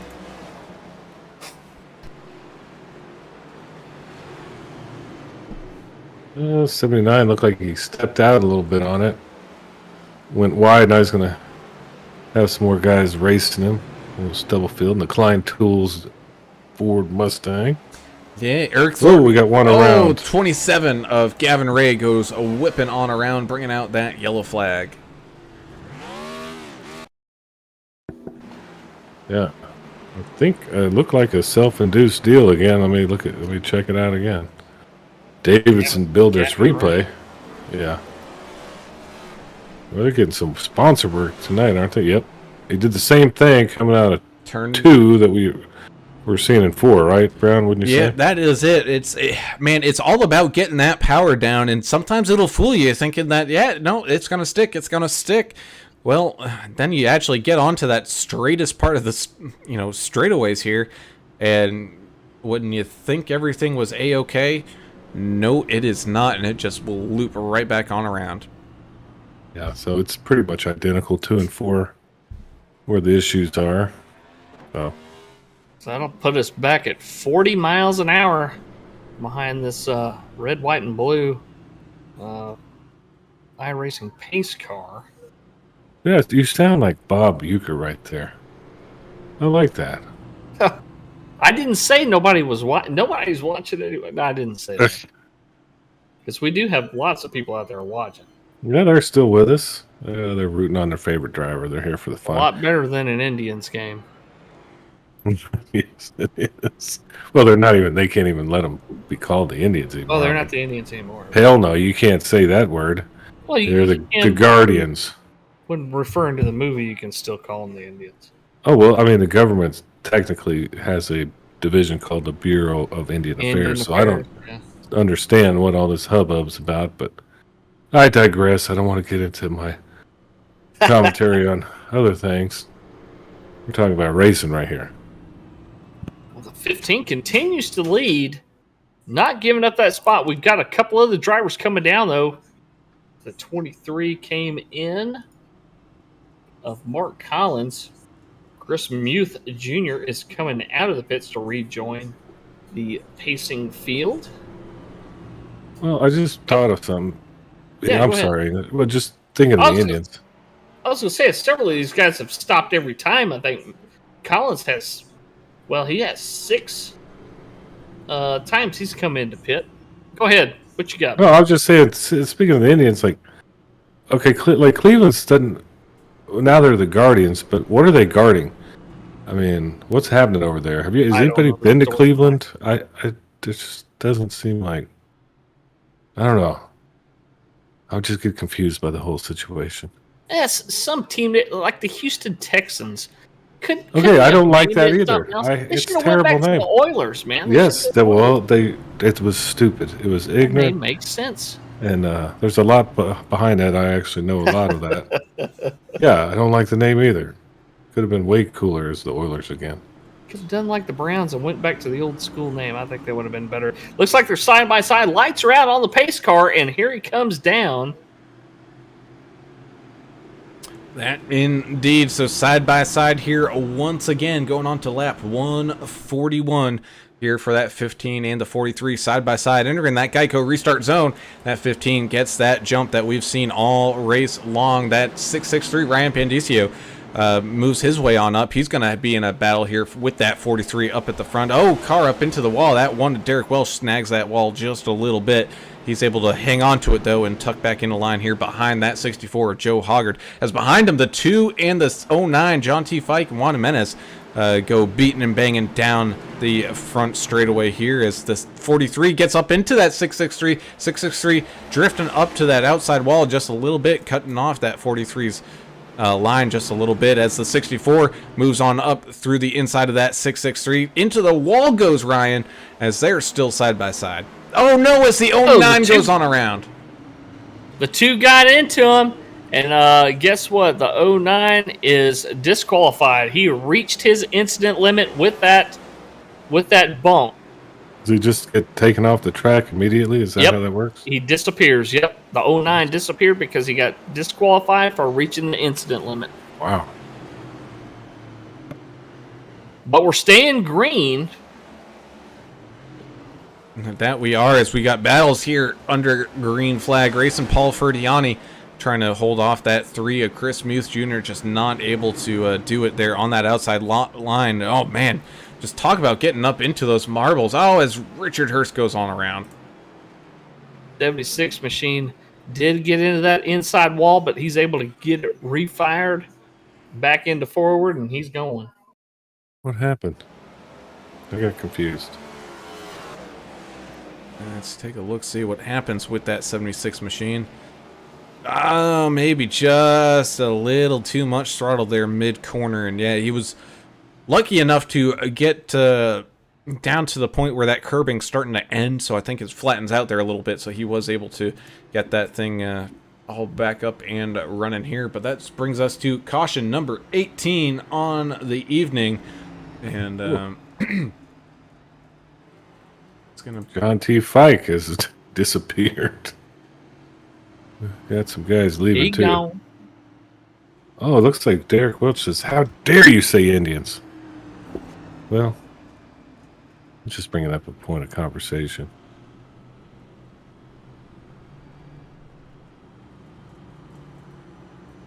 I am a card-carrying Indian myself, actually, so got a little skin in the game. Got a CDIB card, if anybody knows what that is. Comanche, right? Yes, sir. Those are the mean ones, right? Oh man, yeah. Well, when I was younger. That's what your grandma said. Oh yeah, she told me. I remember that story. Don't That kid was you. Yeah, that was a mean lady. Don't kid yourself. well, we appreciate everybody watching over there on YouTube. Go ahead, Brown. What you got, buddy? As we have a great poll question here, it's something you might see on one of those sports books. What's the over/under on cautions? Do you think we're gonna have the half in there? Yeah, 20, over 25.5 or under 25.5 is the question. It's a sucker bet. See, this is how they get you every time you're trying to bet an NFL game or anything, which is illegal in most states, by the way. Don't do it. They throw that half in there, like you've been a bookie before or something, Brown. I'm going over. Don't tell the government. I'm just saying. I'm gonna go over. I don't want to go to jail. No, you're okay. Just like pretend. We pretend a lot about stuff. Like this is kind of a, what do you call it? Simulation gambling, right? Thank you, Ian. I think it's Ian Bailey for joining us. And hell yeah, Stubblefield in the top 10 now. He's got to hold it. Man, there's more Stubblefield fans. I'm telling you, man, they're out and about. Don't forget, we're going to have a fan of the race drawing here at the end of this deal. That's going to put you in the running at the end of the season. They're going to draw for that awesome mechanical keyboard that's got all the cool RGB backlighting and stuff in it. I have one. It's not the same brand, but I love the light up mechanical keyboard, man. It's like night and day compared to what you have at your office job. Yeah, they are cool. So thank you for commenting, everybody. And don't forget to hit that thumbs up button and subscribe so you don't miss a single race. We're going to be doing a few nights a week here. We don't want to miss an instant as the pace car is down. That it is. So side by side here, once again, getting ready to go back to green flag racing. Joe Hoggard's still up here at the front, side by side with that 15 Vince Short as the green flag waves, and here we go. Oh, the 15, not as good of a restart there. Still good enough, though, to hold on to that lead spot. Joe Hoggard's going to duck down into line. Oh, as there's contact, and the 15 goes around. The 15! Staying green, though, as he's off the racing surface, out of the racing line. Wow. A heartbreak for the 15. That's... Whoa, the 45 goes in way hot. Slides up into the marbles here. Able to just hang on to it as the 22 looking down low to make that pass. He does. Double O Joe having to check up there as the 45 rejoins this train of cars. But 64, Joe Hoggard now into this lead with the 43, Kevin Delia, and the 663 sitting right there behind him. As we Joe Hoggard does have a win already on the season. Looking to catch another one here. Well, I told you he was driving it like he stole it, and he run it right in the back of the 15. Looked like, and just turned him. As that 99, Jason Kraft still out there running along. He's battling with one of those numb thumbs drivers, 23, Mark Collins, still side by side as I head on through turns 3 and 4 here down this front straightaway. Oh, Paul Ferdiani up into the wall, getting a little squiggly here, able to just hang on to it. He's got that 15 machine, Vince Short, coming up onto him here. Vince pushing as much as he can, drifts it here, able to hang on to it though. Well, if I was him, I wouldn't be real happy now after watching that replay. He got turned, man. Almost like a Ross Chastain scenario with had a little Hoggard. help. He had a lot of help. He sure did. And it's just a little early to start that stuff, but hey, it's all fair out here on the racetrack. Albert Anderson on YouTube saying, I love the hashtag StubNation fan base. That's an awesome way to support your favorite driver. Albert Anderson knows a little bit of something about that. He's America's driver in a couple of other leagues. He's got a huge fan base. I was in his own right. 27 goes around Stubblefield there. Stubblefield just out of line. Was a little high through those corners. Oh, you can see those brake discs on Stubblefield, man. He is absolutely mashing on those things, trying to get that car checked up in time for these corners. See that disc glow there, and losing a couple more spots down into 12th, but still doing a pretty good job here.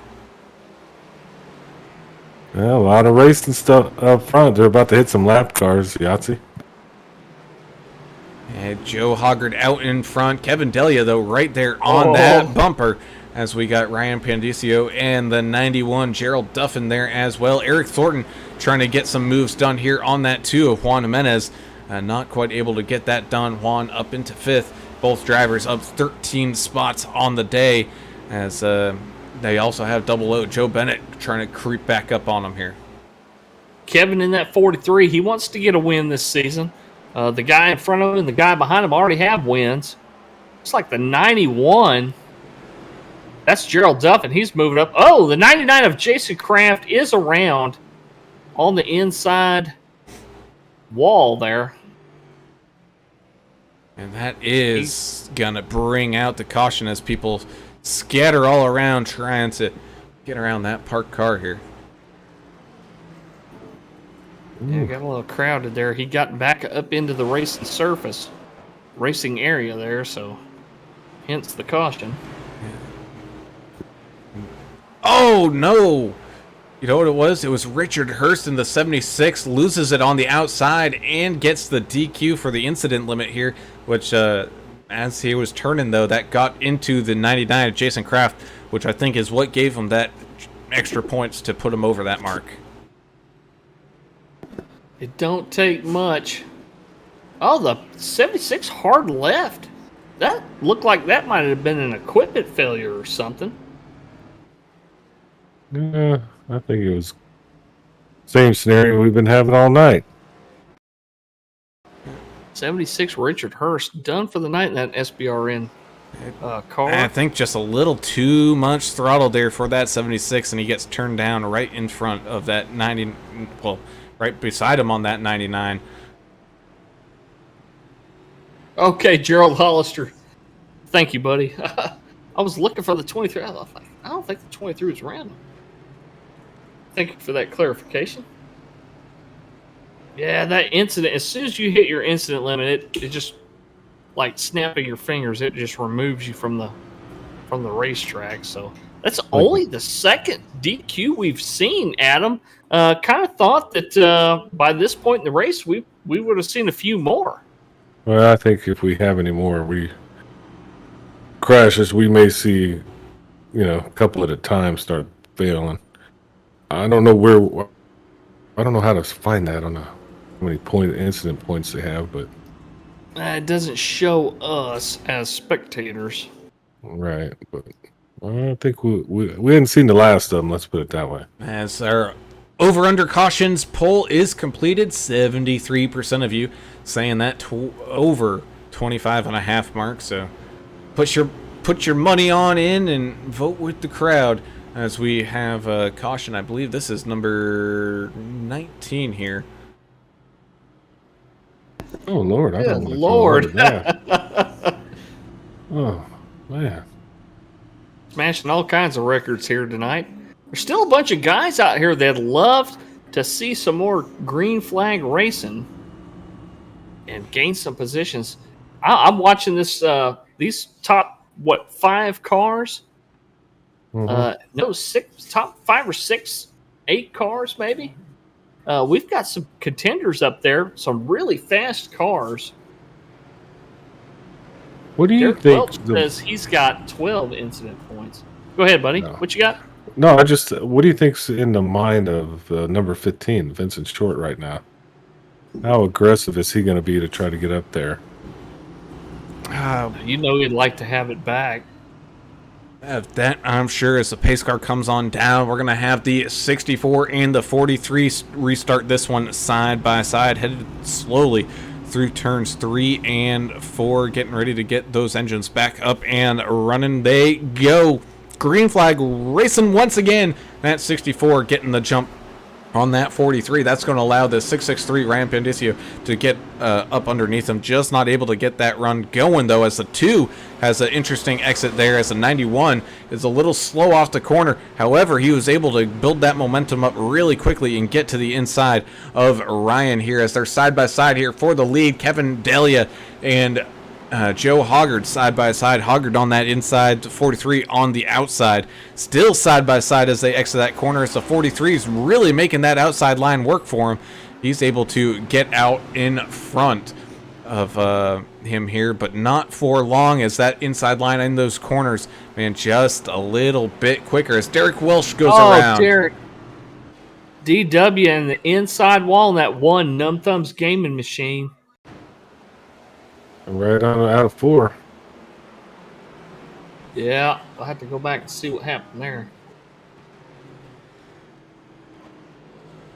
I mean, it's almost a replay of everything we've seen out of 4. Just these tough cars to drive here, seems like. It is, as the one goes around, and the question you had was how aggressive Vince Short is. Well, he was able to make up a few spots there, moved back up into 12th. As someone mentioning something about Jason Kraft there, so let's go ahead and zoom on into his car to see what it looks like. Yeah, Nancy Boylan joining us on YouTube saying Jason Kraft's got a new paint job tonight. A tribute to his dad's service, but somewhere on it must say hit me because he's been involved in a lot of incidents tonight.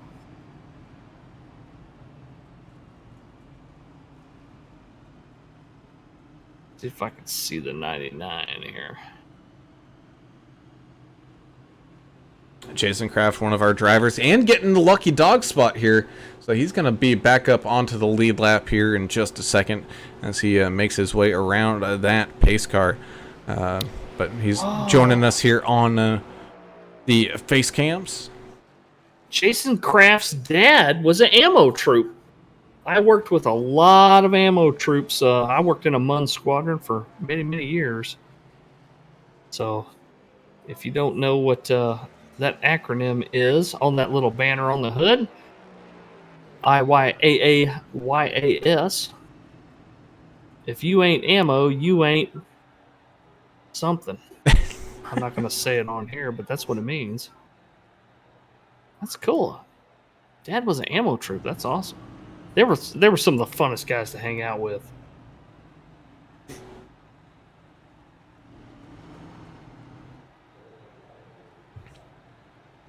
Well, either way, we're getting ready to get back to green flag racing here in just a second. Got another one of our drivers here, 00 Joe Bennett.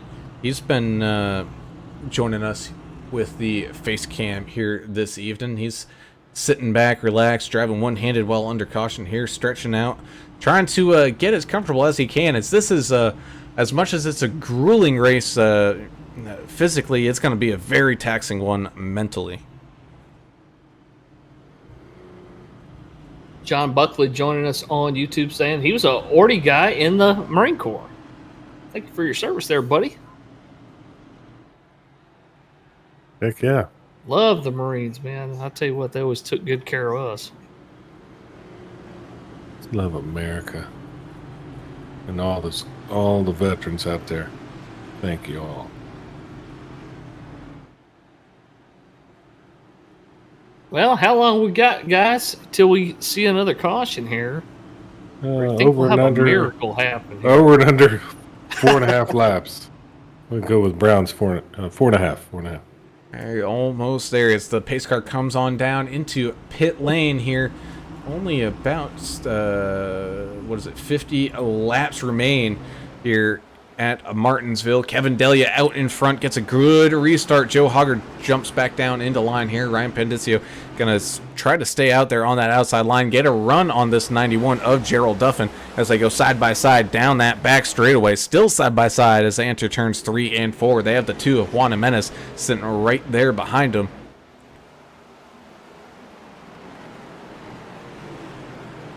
A lot of side-by-side action here, and it's getting kind of dicey up here. 00 Joe and the 3 of Chris Muth were able to work it out. 15 is putting pressure on the 3. He's ready to try to work his way back up to the front where he was for so many laps. Yeah, they're definitely putting power in it still. Nobody's, babying the thing. They're still getting after it. That they are. It's the 27 Gavin Ray trying to get around the 45 Bristol Thompson here, move up into that top 10 there himself. 24 Bay Area Rob Chowdhury trying to come back as well, put up a few more spots as Vince Short. Oh no! Oh, there it goes. Chris Muth Jr. Oh no! Double O Joe and the 3. Chris Muth. We were just watching that battle just a moment ago.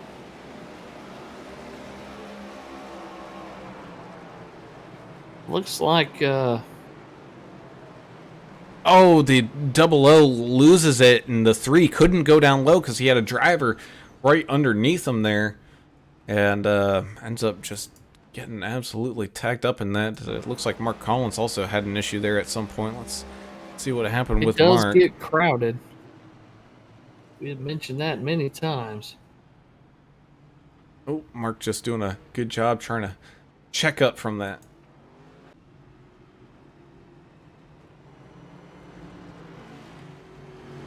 A couple of people in to take advantage of the pit stop here. Paul Ferdiani, Jason Kraft.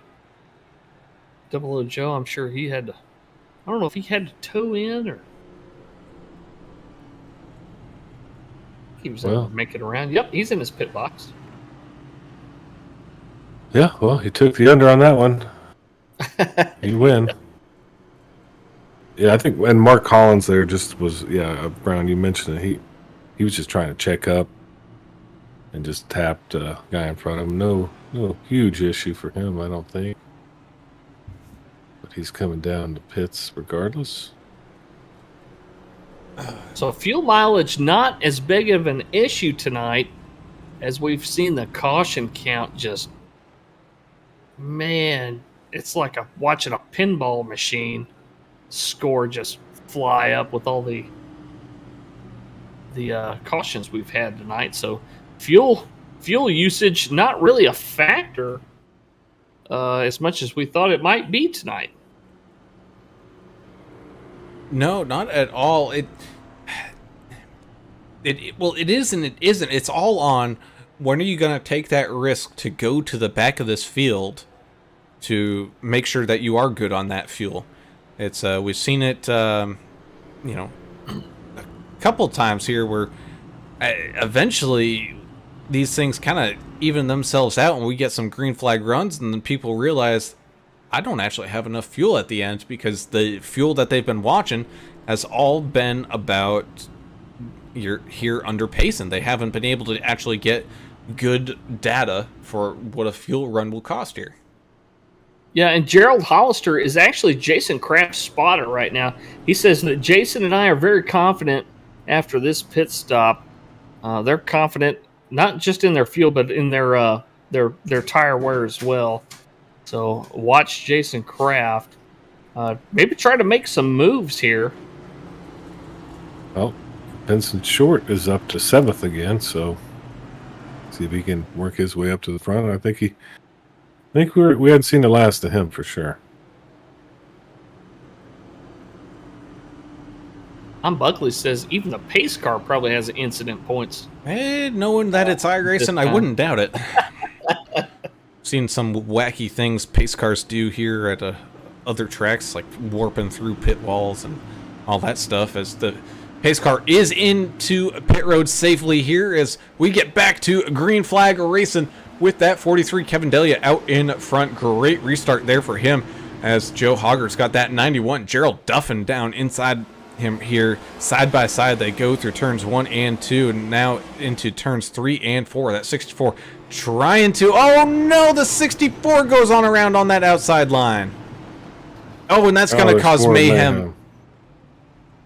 Yep. It is a parking lot out here on the front stretch. There's just nowhere to go when there's an incident and there's cars bunched up. There's nowhere to go.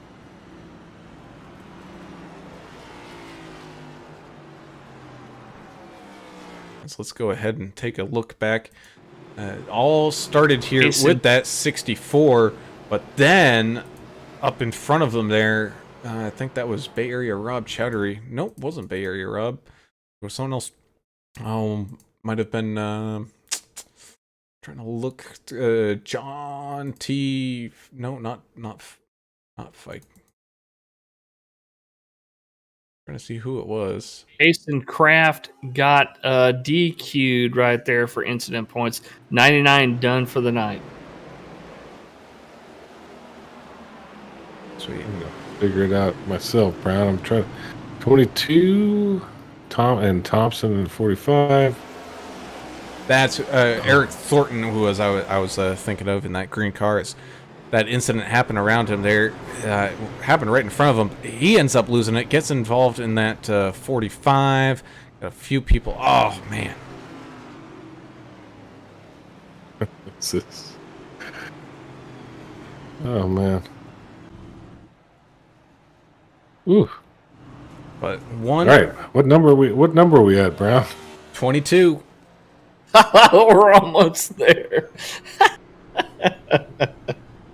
Yeah. Oh, goodness gracious. And Sean Reese still hanging in there saying, "Get it, Timmy."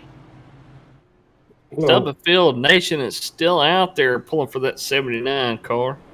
yeah, back up into that top 10. He's sitting in 9th right now. Absolutely. Got let's actually do a field rundown here. So we got Kevin Daly up at the front, 91. Gerald Duffin working his way back from an earlier incident. Basically, I think it was like a lap 1 incident there for Duffin. He's coming back. He's there in 2nd. 663 Ryan Pandicio. He's going to be up there in 3rd still, with the 2 of Juan Jimenez up 14 spots in 4th. Vince Short making his way back up to a top 5 5th right now. You got the 27 Gavin Ray in 6th with the 45 Bristol Thompson in 7th. 1 of Derek Welsh is in 8th with the 79 Timothy Stubblefield in 9th. 33 Paul Ferdiani is in that top 10. Same thing with the 44 Dana Shepard's going to be just outside of it there in 11th. 00 Joe Bennett's in 12th with the 3 Chris Muth Jr. 13th. 14th we got Eric Thornton with Rob Chowdhury in 15th. Joe Hoggard is able to rejoin the track, is back down into 16th with the 23 of Mark Collins in 17th, rounding out your lead lap cars here as of right now. Yeah, as these guys get lined back up, watch the 91 here. Let's see if he does a little bit something different on this restart. Maybe try to anticipate it a little bit. The outside line just doesn't have any good luck here. As they enter that Geico restart zone, and once again go 2 wide racing here for 2nd. Ryan and Gerald and Juan, as Juan actually gets up in there pretty quickly as well.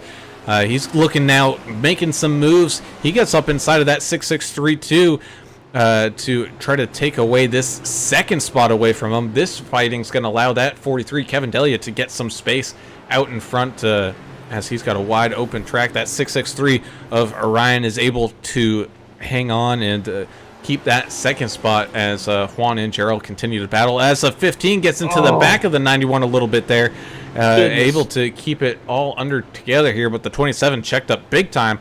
Oh, big wiggle here from the 15 as he looks down low on the 1 of Derek Welsh, able to get that pass done.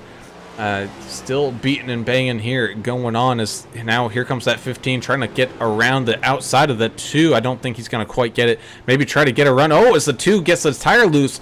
So that's going to reduce his run off of that corner.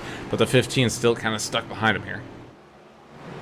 As back here towards the tail end of this field, we have the 44 Dana Shepard having a battle with Eric Thornton and Joe Hoggard. Hoggard trying to work his way back up through this field. He looks down low, able to easily get around that 44 with some great driving there. Kevin Delia breaking out to about a 2nd lead here as Juan Jimenez still trying to hold off that 15 of a charging Vince Short, trying to get back up to the front for where he was for dang near 3/4 of this race that we've seen so far as we're entering into the final 30 laps of this race. He has not given up either. He is beating up on the 2's back bumper, trying to find his way around Juan Jimenez. He obviously doesn't want to send him up the track into the wall or anything. Oh, there's a 15 got loose. And the 1 had to back off as well. I'm not sure if that was the reason for the caution. It was not. as I believe I saw the 48 of Zeth Hawley end up going for a wild ride there. Let's see what happened back here. Paul Ferdiani back here as well. Looks like coming through turns 3 and 4. Oh, he thought he had it saved, but not quite. Oh, the 33, the 48's got some severe suspension damage. I think the 33 has some suspension damage as well. So both drivers having to come on down into pit lane. Well, I'm glad you got that awesome computer where you can see all the cars being drawn on the track, because I completely missed that interaction between the 48 and the other car involved there.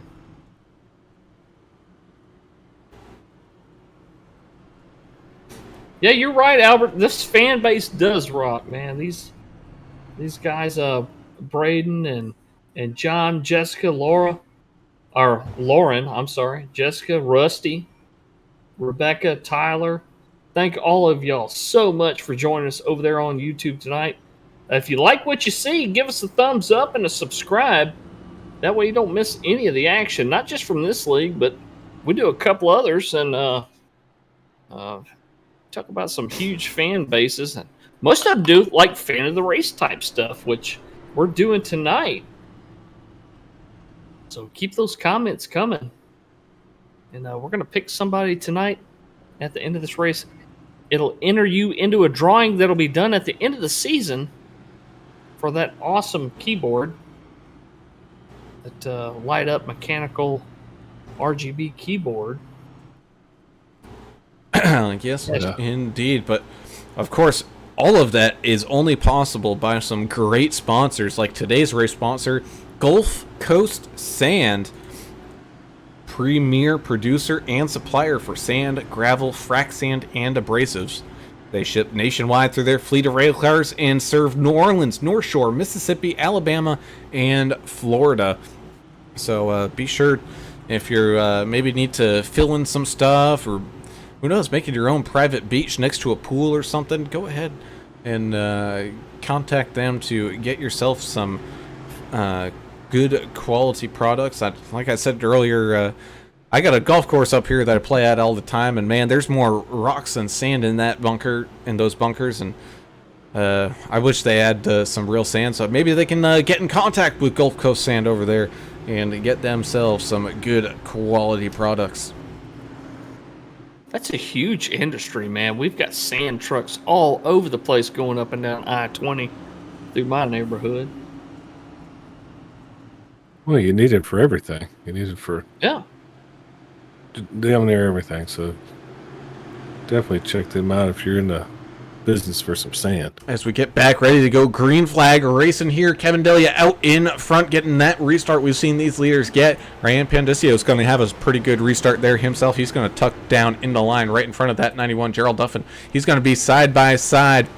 Excuse me, no, it's behind him.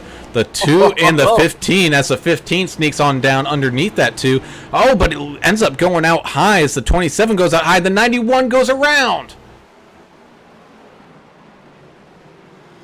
bringing out that caution. One in the 45 trading a little bit of paint on that restart, but yep, here we go again, folks. Another yellow flag, a few more caution laps. Coming out of turn number 4, bites another one here, the 91. As looks like that 33 was able, not the 33, excuse me, Eric Thornton in that 22 was able to just barely get around him there, as absolute carnage continues. Let's take a look here from the nose of the 3 of Chris Muth Jr. as they're coming out of the turn. You can see the action. Oh, the 3, yeah, just beating and banging there with that 27 on the outside, trying to keep it up out of the way, but had a car out there.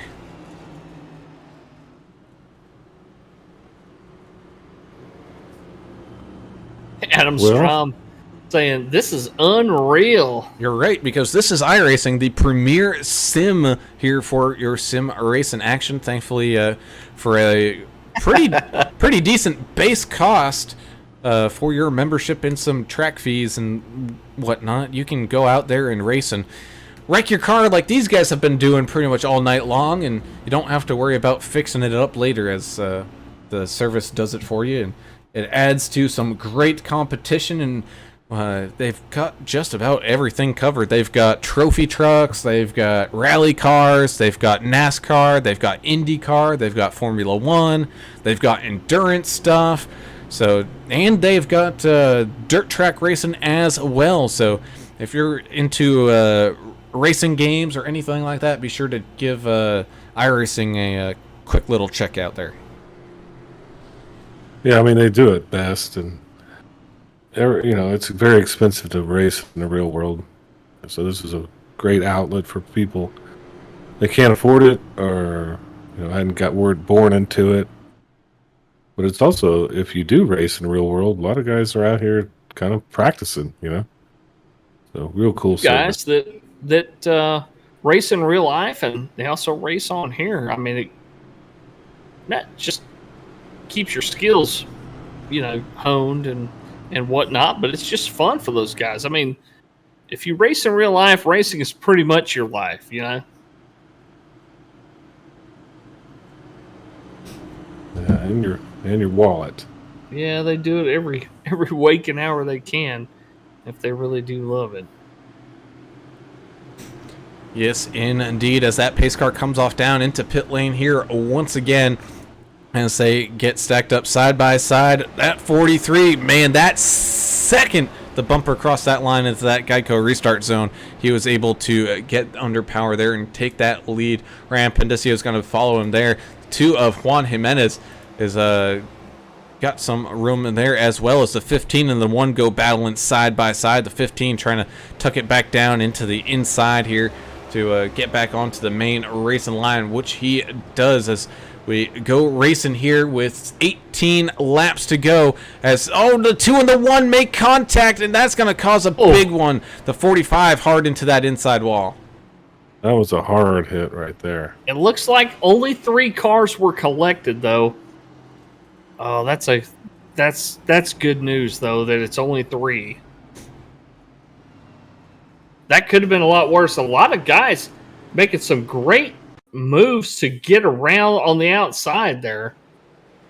Yeah, the 2 came down into the 2. Looked like he came down. I think down maybe the 1, maybe. I think maybe the 1 was going up out into the 2. Yeah, it kind of met in a place. There's no space there. I mean, hell, there's really nothing. There's just no room. As the 45 just kind of followed him down there by himself, breaking those tires loose and spinning into that inside pit wall. Yeah, we're talking about the different kinds of racing. John Buckley says that him and Gavin Ray did a 24-hour race not too long ago on iRacing. They're planning on doing another 6-hour race. I think all of us have done some of the big endurance races. I wasn't a big fan of the Sebring one, but I did the Bathurst one with you guys. He was mentioning the Miatas too, so those are pretty fun. Yeah, we did. What was it? What class did we run, Brown? Do you remember at Bathurst? We've done Bathurst, Daytona. Yeah. I don't know if you did Le Mans with us or not. So. No, I didn't do Le Mans with you guys. Hey guys, I gotta get my Federal 15. I'll be right back, guys. Sorry. 10-4, we'll be here for you. All right, so just federal government allows me to have my 15-minute break. Go ahead, brother. Okay. As looks like one of our friends over here, Zeth Hawley, calling it a night, just saying it's not my night, putting it on the trailer and getting ready for a Dega next week. So we go back to plate track racing, which we cannot wait for. So unfortunate news there from Zeth, but you know what? Sometimes it's just not your night, and let's be honest, it's really not everybody's night here really tonight. I know just about everyone's had a problem here. John Buckley, you are right. It was GT3 racing, and then what was the other one where you don't have anti-lock brakes and all that? Oh, GTE. GTE. Did a little bit of GTE. GT3 was where it's at for me. I enjoy that more. Albert Anderson, though, says road course races for Europeans only. I tell you what, man, if you did it, you'd have a lot of fun because you get on a team with a few guys. You're not always driving, you know. Sometimes you're spotting, sometimes you're doing crew chief role. Sometimes you're just entertaining and trying to keep somebody awake. It really is a lot of fun. If you can get on a team, it's a lot of fun. John Buckley says LMP or GTE as well. Ooh, I love that LMP2 car as the pace car comes off down into pit road here. This being the 25th caution. So another caution, and 73% of you will be right as we get back up to green flag racing here with 12 laps to go. So this one is winding down. 43, great restart out in front. Ryan Pendicio going to follow suit there in second. 15 of Vince Short. He's going to jump down there into third right in front of 00 Joe Bennett, who's had a few issues here, but he's looking pretty good up there in a top 5 fourth spot right now as we got side-by-side action going on. Gavin Ray in that 27. Oh, no, as there goes there goes the 3 of Chris Muth Jr. getting some help getting turned around there. Yeah, and 64, Joe Hoggard. That was a separate incident, I believe, as he goes around. Oh, man. Well, as Chris Muth was now disqualified for incidents. Oh, that's involving the 22 of Eric Thornton, so I can watch him to get a full replay of that. Back, what'd I miss? Yeah, another caution as the 3 gets just quarter hooked. As the 64, yeah, he was just up on the outside wall there. We actually got a pretty good view of that. Trying to put the power down mid-corner way out there in the marbles, and the 64 of Hoggard just goes right on around. Yeah, he was staying up high. I think he saw out of his left window what was going on. He went way up to the top, got in the marbles, and spun it around. But is that caution number 26? That is caution number 26. So the overs have it? The overs have it. So Thornton got into 3 pretty hard there, and then all that other mayhem. Ooh. Well, glad to win something tonight. I picked the over. I did too. I secretly voted in it as well. I think it was probably marked at negative 125 there. So you got to be a real degenerate to know what that means. Yeah, y'all gonna have to give me a class on the horse races. That's 125 to make 100. Well, that doesn't seem worth it. I thought it was 100 to make 25. 100 to make it. That I don't know. That's where I get the plus and the minus is all mixed up. I hadn't gambled in a while. I got to brush up on it. One or the other. It's fun if waste a Sunday out in Vegas. You can have a lot of fun. Well, something we got to start thinking about, guys, is green-white checkers. I don't know how many we have. We're going to find out, though, I think, once these guys get close to the end here, if and when we see another caution happen close to the race ending. No. Because we got 7 to go right now. By the time we get back to green flag racing, I think we're going to be 5 to go. So we're really getting down to the meat and potatoes here of this race, and which is being currently led by that 43 Kevin Delia, 15 Vince Short, trying to do his best to get back up there into that top dog spot. He's sitting there in third. Ryan Pendicio had a couple issues, but ever since then, man, he's been pretty steady Eddie there. He's in second right now, looking to try to continue his podium run that he's been going on. These guys are going to start getting aggressive right here at the end. I can't wait. It's going to be a lot of fun. Albert Anderson says, great job in the booth tonight, gentlemen. Thank you so much, Albert. You're too kind, brother. What did he say? I want to hear it. Excellent job in the booth. He's the fan. He's the fan of the race. You are the best in the business. Fan of the race. No, just kidding. I can't. Pace cars down. That's not my job. That's English's job. So here we go, coming across the line.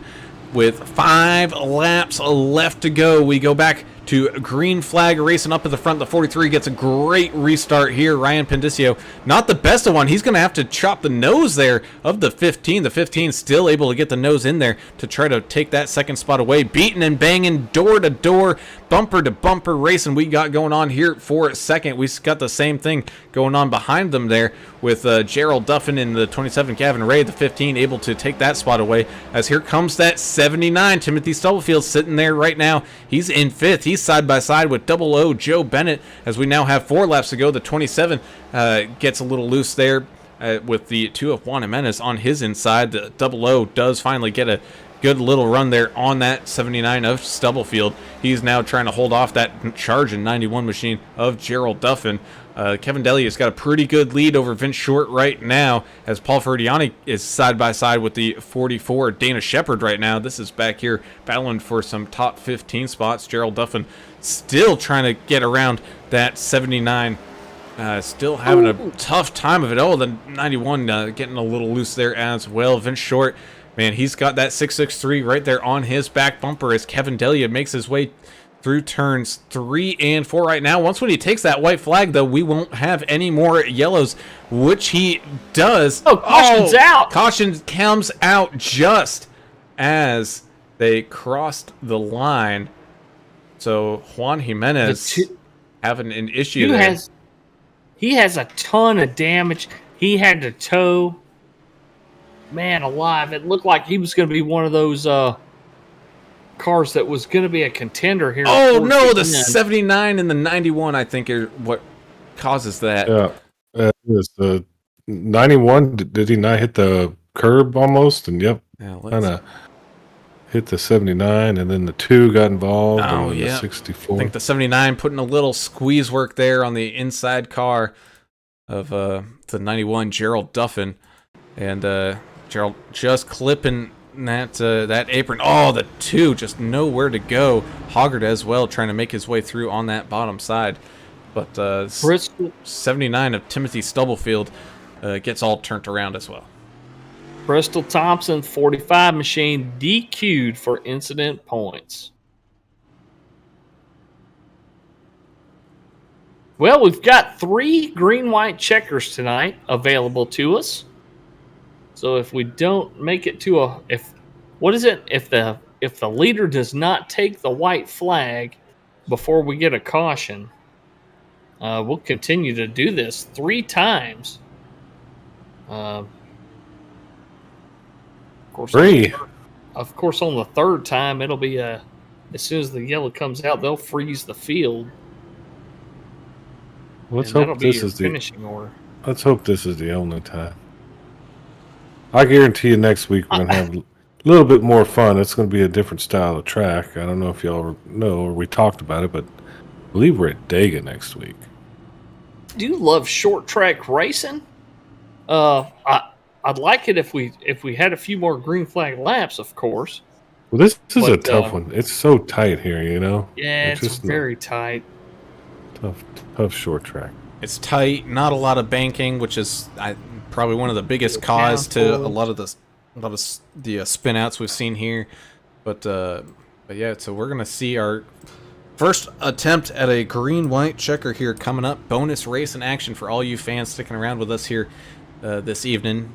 And man, we were close to taking that white flag. That yellow, I think, flew about 25 feet before Kevin Delia crossed that close line. Of course.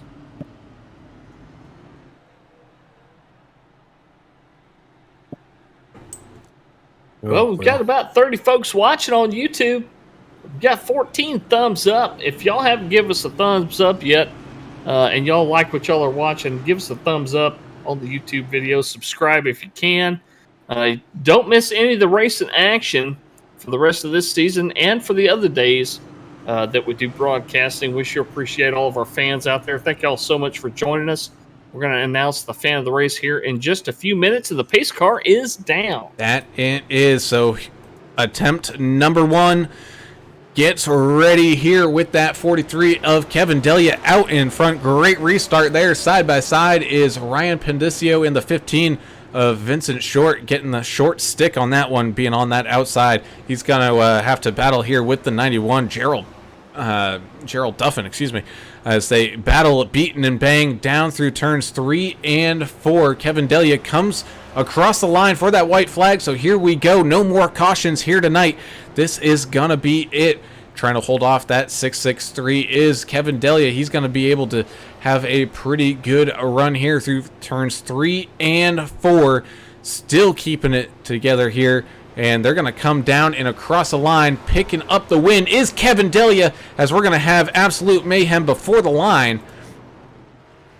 Yeah, That was the 00, and another car got involved in the deal back there. Well, it looked like Gavin Ray got a couple spots out of that deal.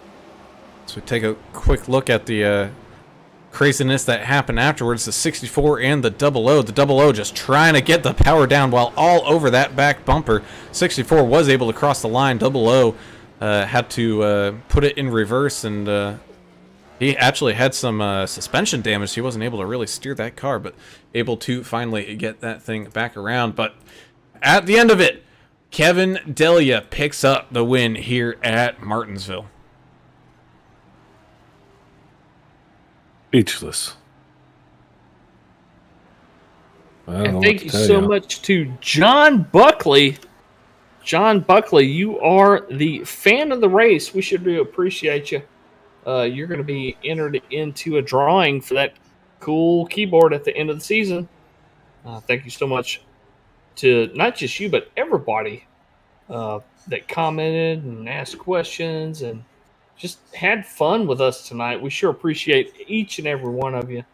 And we can't wait to see what the rest of this season holds in store.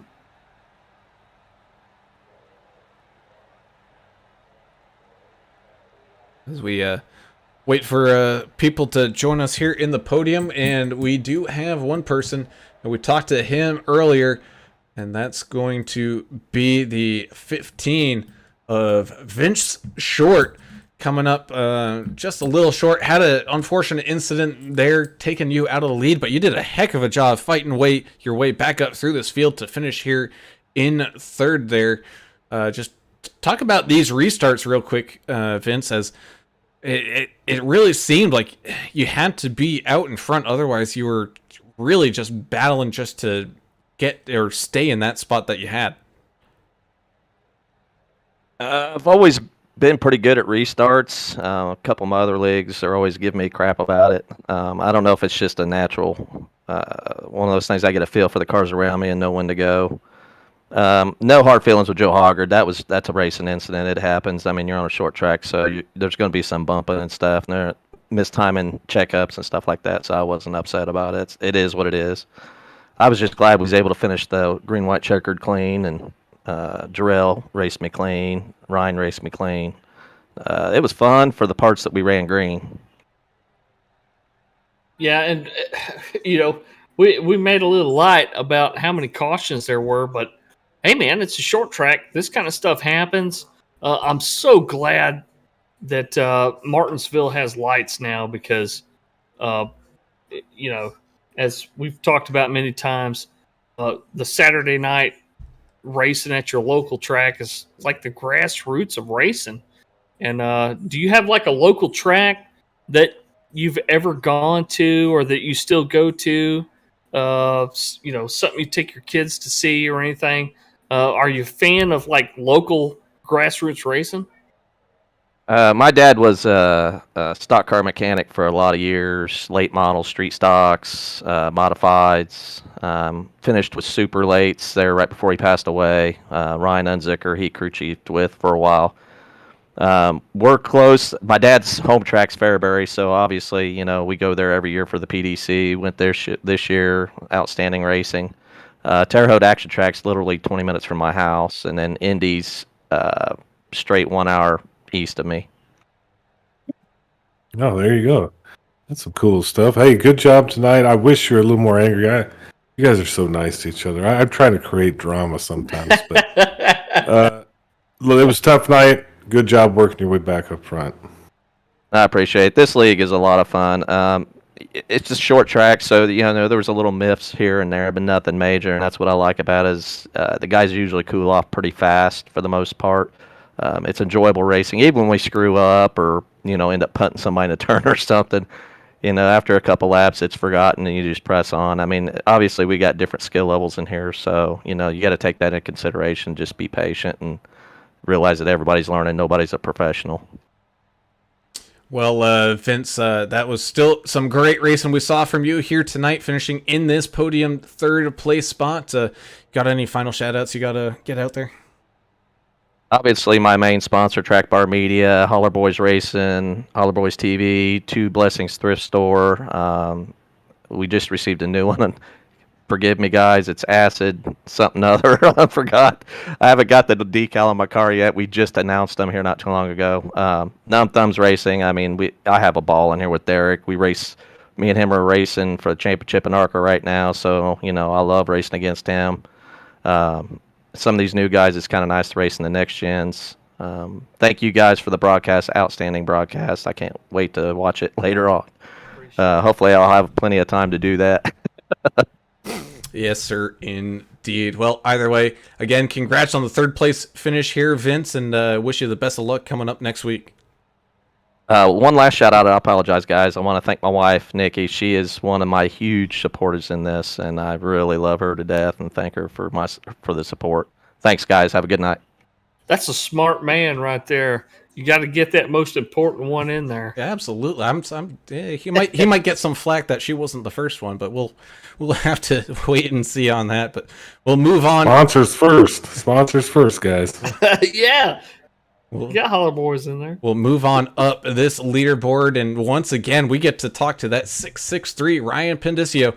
Ryan, man, you're making this a habit thing, joining up here in the booth here at the end of these races, man. You had a solid run, really not too many problems. You had one that you fought back from early on in this race, but it's still a great job to finish here in second. Yeah, that was a race. Well, it was something. We can it was a little tough to watch. I don't know how frustrating it was out there.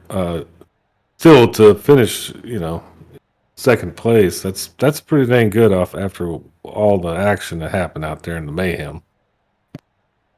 Yeah, Kevin helped me out get back up to the front after kind of punting me, but it's all good. Glad he got the win. Helped the team out. Well, the team thing is pretty important, and no place will emphasize how important teamwork is than Talladega, and that's where you guys are headed to next week. Are you guys already kind of working on a strategy, or anything for next week, or is it still kind of new? Well, I think we worked really well at Daytona, and I don't see why we can't do that again. The field might be a bit more organized this time, so it might be a little harder to do what we did. But for the most part, just the same strategy. Awesome, man. Well, congratulations on a second place finish here tonight. You got any final shout-outs or anything like that? Shout out to Dockett, of course. Kevin on the win. My team for working really well this season so far. Can't be happier with it.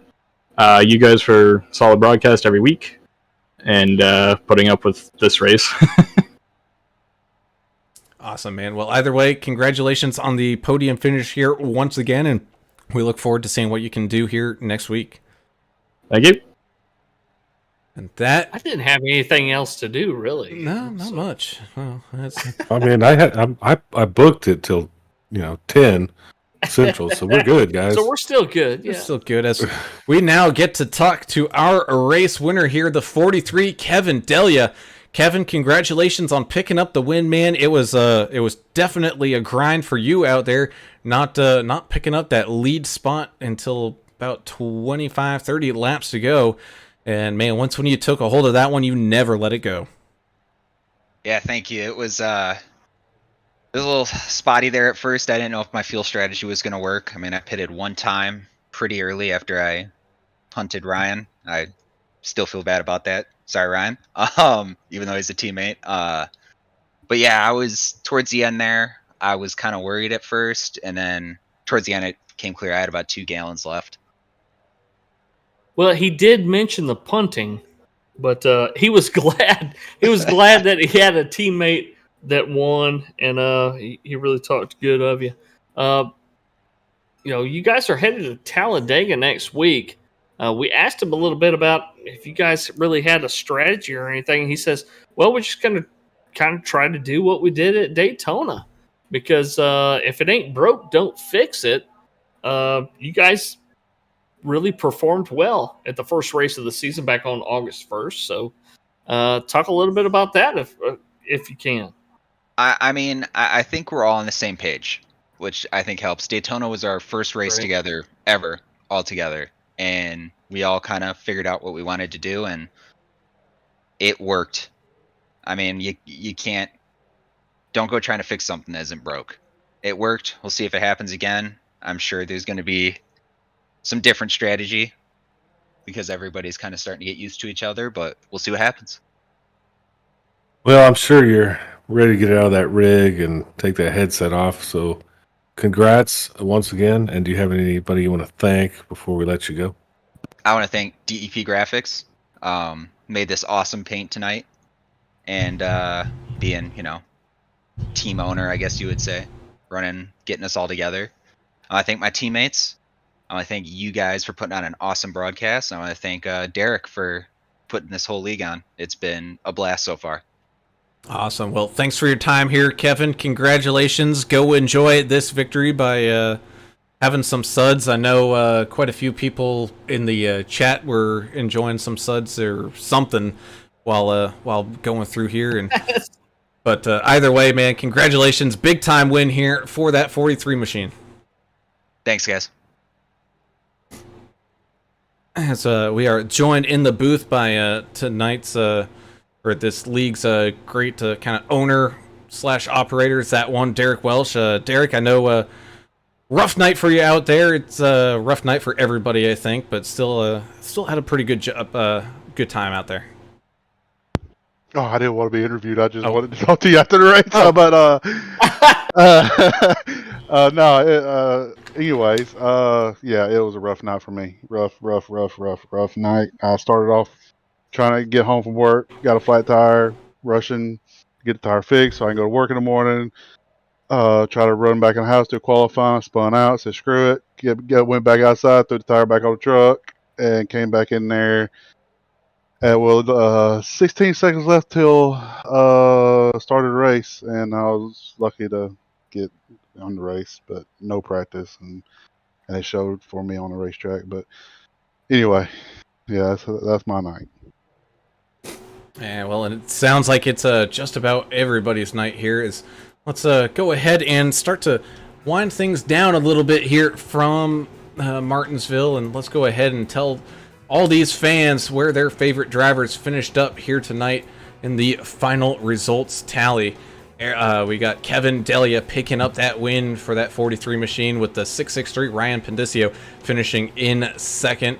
Ryan Short getting his computer back for that 15 machine, having a great outing. We saw a lot of good restarts there from him. He was able to finish here in third. Gerald Duffin had a solid night as well in that 91 machine, finishing in fourth. Eric Thornton in that 22, man, he was, talk about a lazy Susan of going up and down. He finally did manage to finish on up there in fifth. The 27, Gavin Ray, he was beating and banging out there quite a bit as well, finishing in sixth. Joe Hoggard had a few issues there late, which kind of cost him some spots, but he's still able to finish in a top 10 7th place. 24, Bay Area Rob Chowdhury got safety driver award there for last week. I don't know about this week, but up 13 spots to finish in 8th. Paul Ferdiani in the 33 is able to come away with a 9th, with the 23 of Mark Collins rounding out tonight's top 10. 44 of Dana Shepard started in 6th tonight, finished in 11th spot. 12th place will go to Timothy Stubblefield in the 79 machine, one of the fan favorites out there. We appreciate all of the YouTube viewers out there, and thank you so much. We're going to choose a fan of the week every week, and we appreciate every one of you out there, especially all the folks that come to support their loved ones out here just like hashtag Team Stubblefield. The double O Joe Bennett finishes in 13th spot, the last car on the lead lap. Juan Jimenez in the 2 had some adversity out there tonight, but he still finishes up 4 spots in 14th. Starting in 15th and finishing in 15th, Bristol Thompson in the 45 machine, one of the few cars out there that did hit the incident limit. We had a few out there tonight. The incident limit was 25. We thought it'd be high enough to keep most of the cars in, and it really was. I mean, we only lost a few cars to that incident limit. Chris Muth Jr. in the 3 machine finishes in 16th place, up about 4 spots. Derek Welch in the 1, 23 laps down, finishes in 17th place. 18th will go to the 99 of Jason Kraft. 19th will go to Zeth Holly in the 48 Lowe's machine. He had some problems out there on the track. Started in 8th, finished in 19th place. And rounding out your top 20, one of the most aggressive drivers out there tonight, the 09 of John T. Fike, finishing 89 laps down. Yeah, and 21st, we got the 76 of Richard Hurst. 22nd, 67 and Nathan Stanley. And 23rd, number 9 of Tommy Welch. Yes, indeed. So that brings tonight's action to a close. We thank you all, each and every single one of you, for tuning in and watching. Y'all are the reason why we do this and have such a great time. And tonight we needed y'all's help tonight, and you guys came through big time. So thank you guys so much for that. But of course, as well, there's some great sponsors that this wouldn't be done without either. We got ButtKicker. Go enjoy some rumble in your seat. Get some great haptic components there from ButtKicker. Same thing with DEP Graphics. Go ahead, check them out for some great car logos and stuff like that, as well as AdminBoxx. I know that button box that the race admins had here tonight got a good workout in, so be sure to go check out AdminBoxx and pick one up today. And as well as our race sponsor for tonight, Gulf Coast Sand. Thank you guys so much for chipping in and helping out this league as we get to see some great racing action in each and every single week. Well, that does it for us here tonight. We will be back with some iRacing Super Speedway action with HCK Beagles tomorrow night, so be sure to tune into that one for a 35-plus car field, which, oh man, those things are fun to watch. But until then, I'm Alan Brown for Alan English and Adam Turner. We're signing off. We gone. See ya.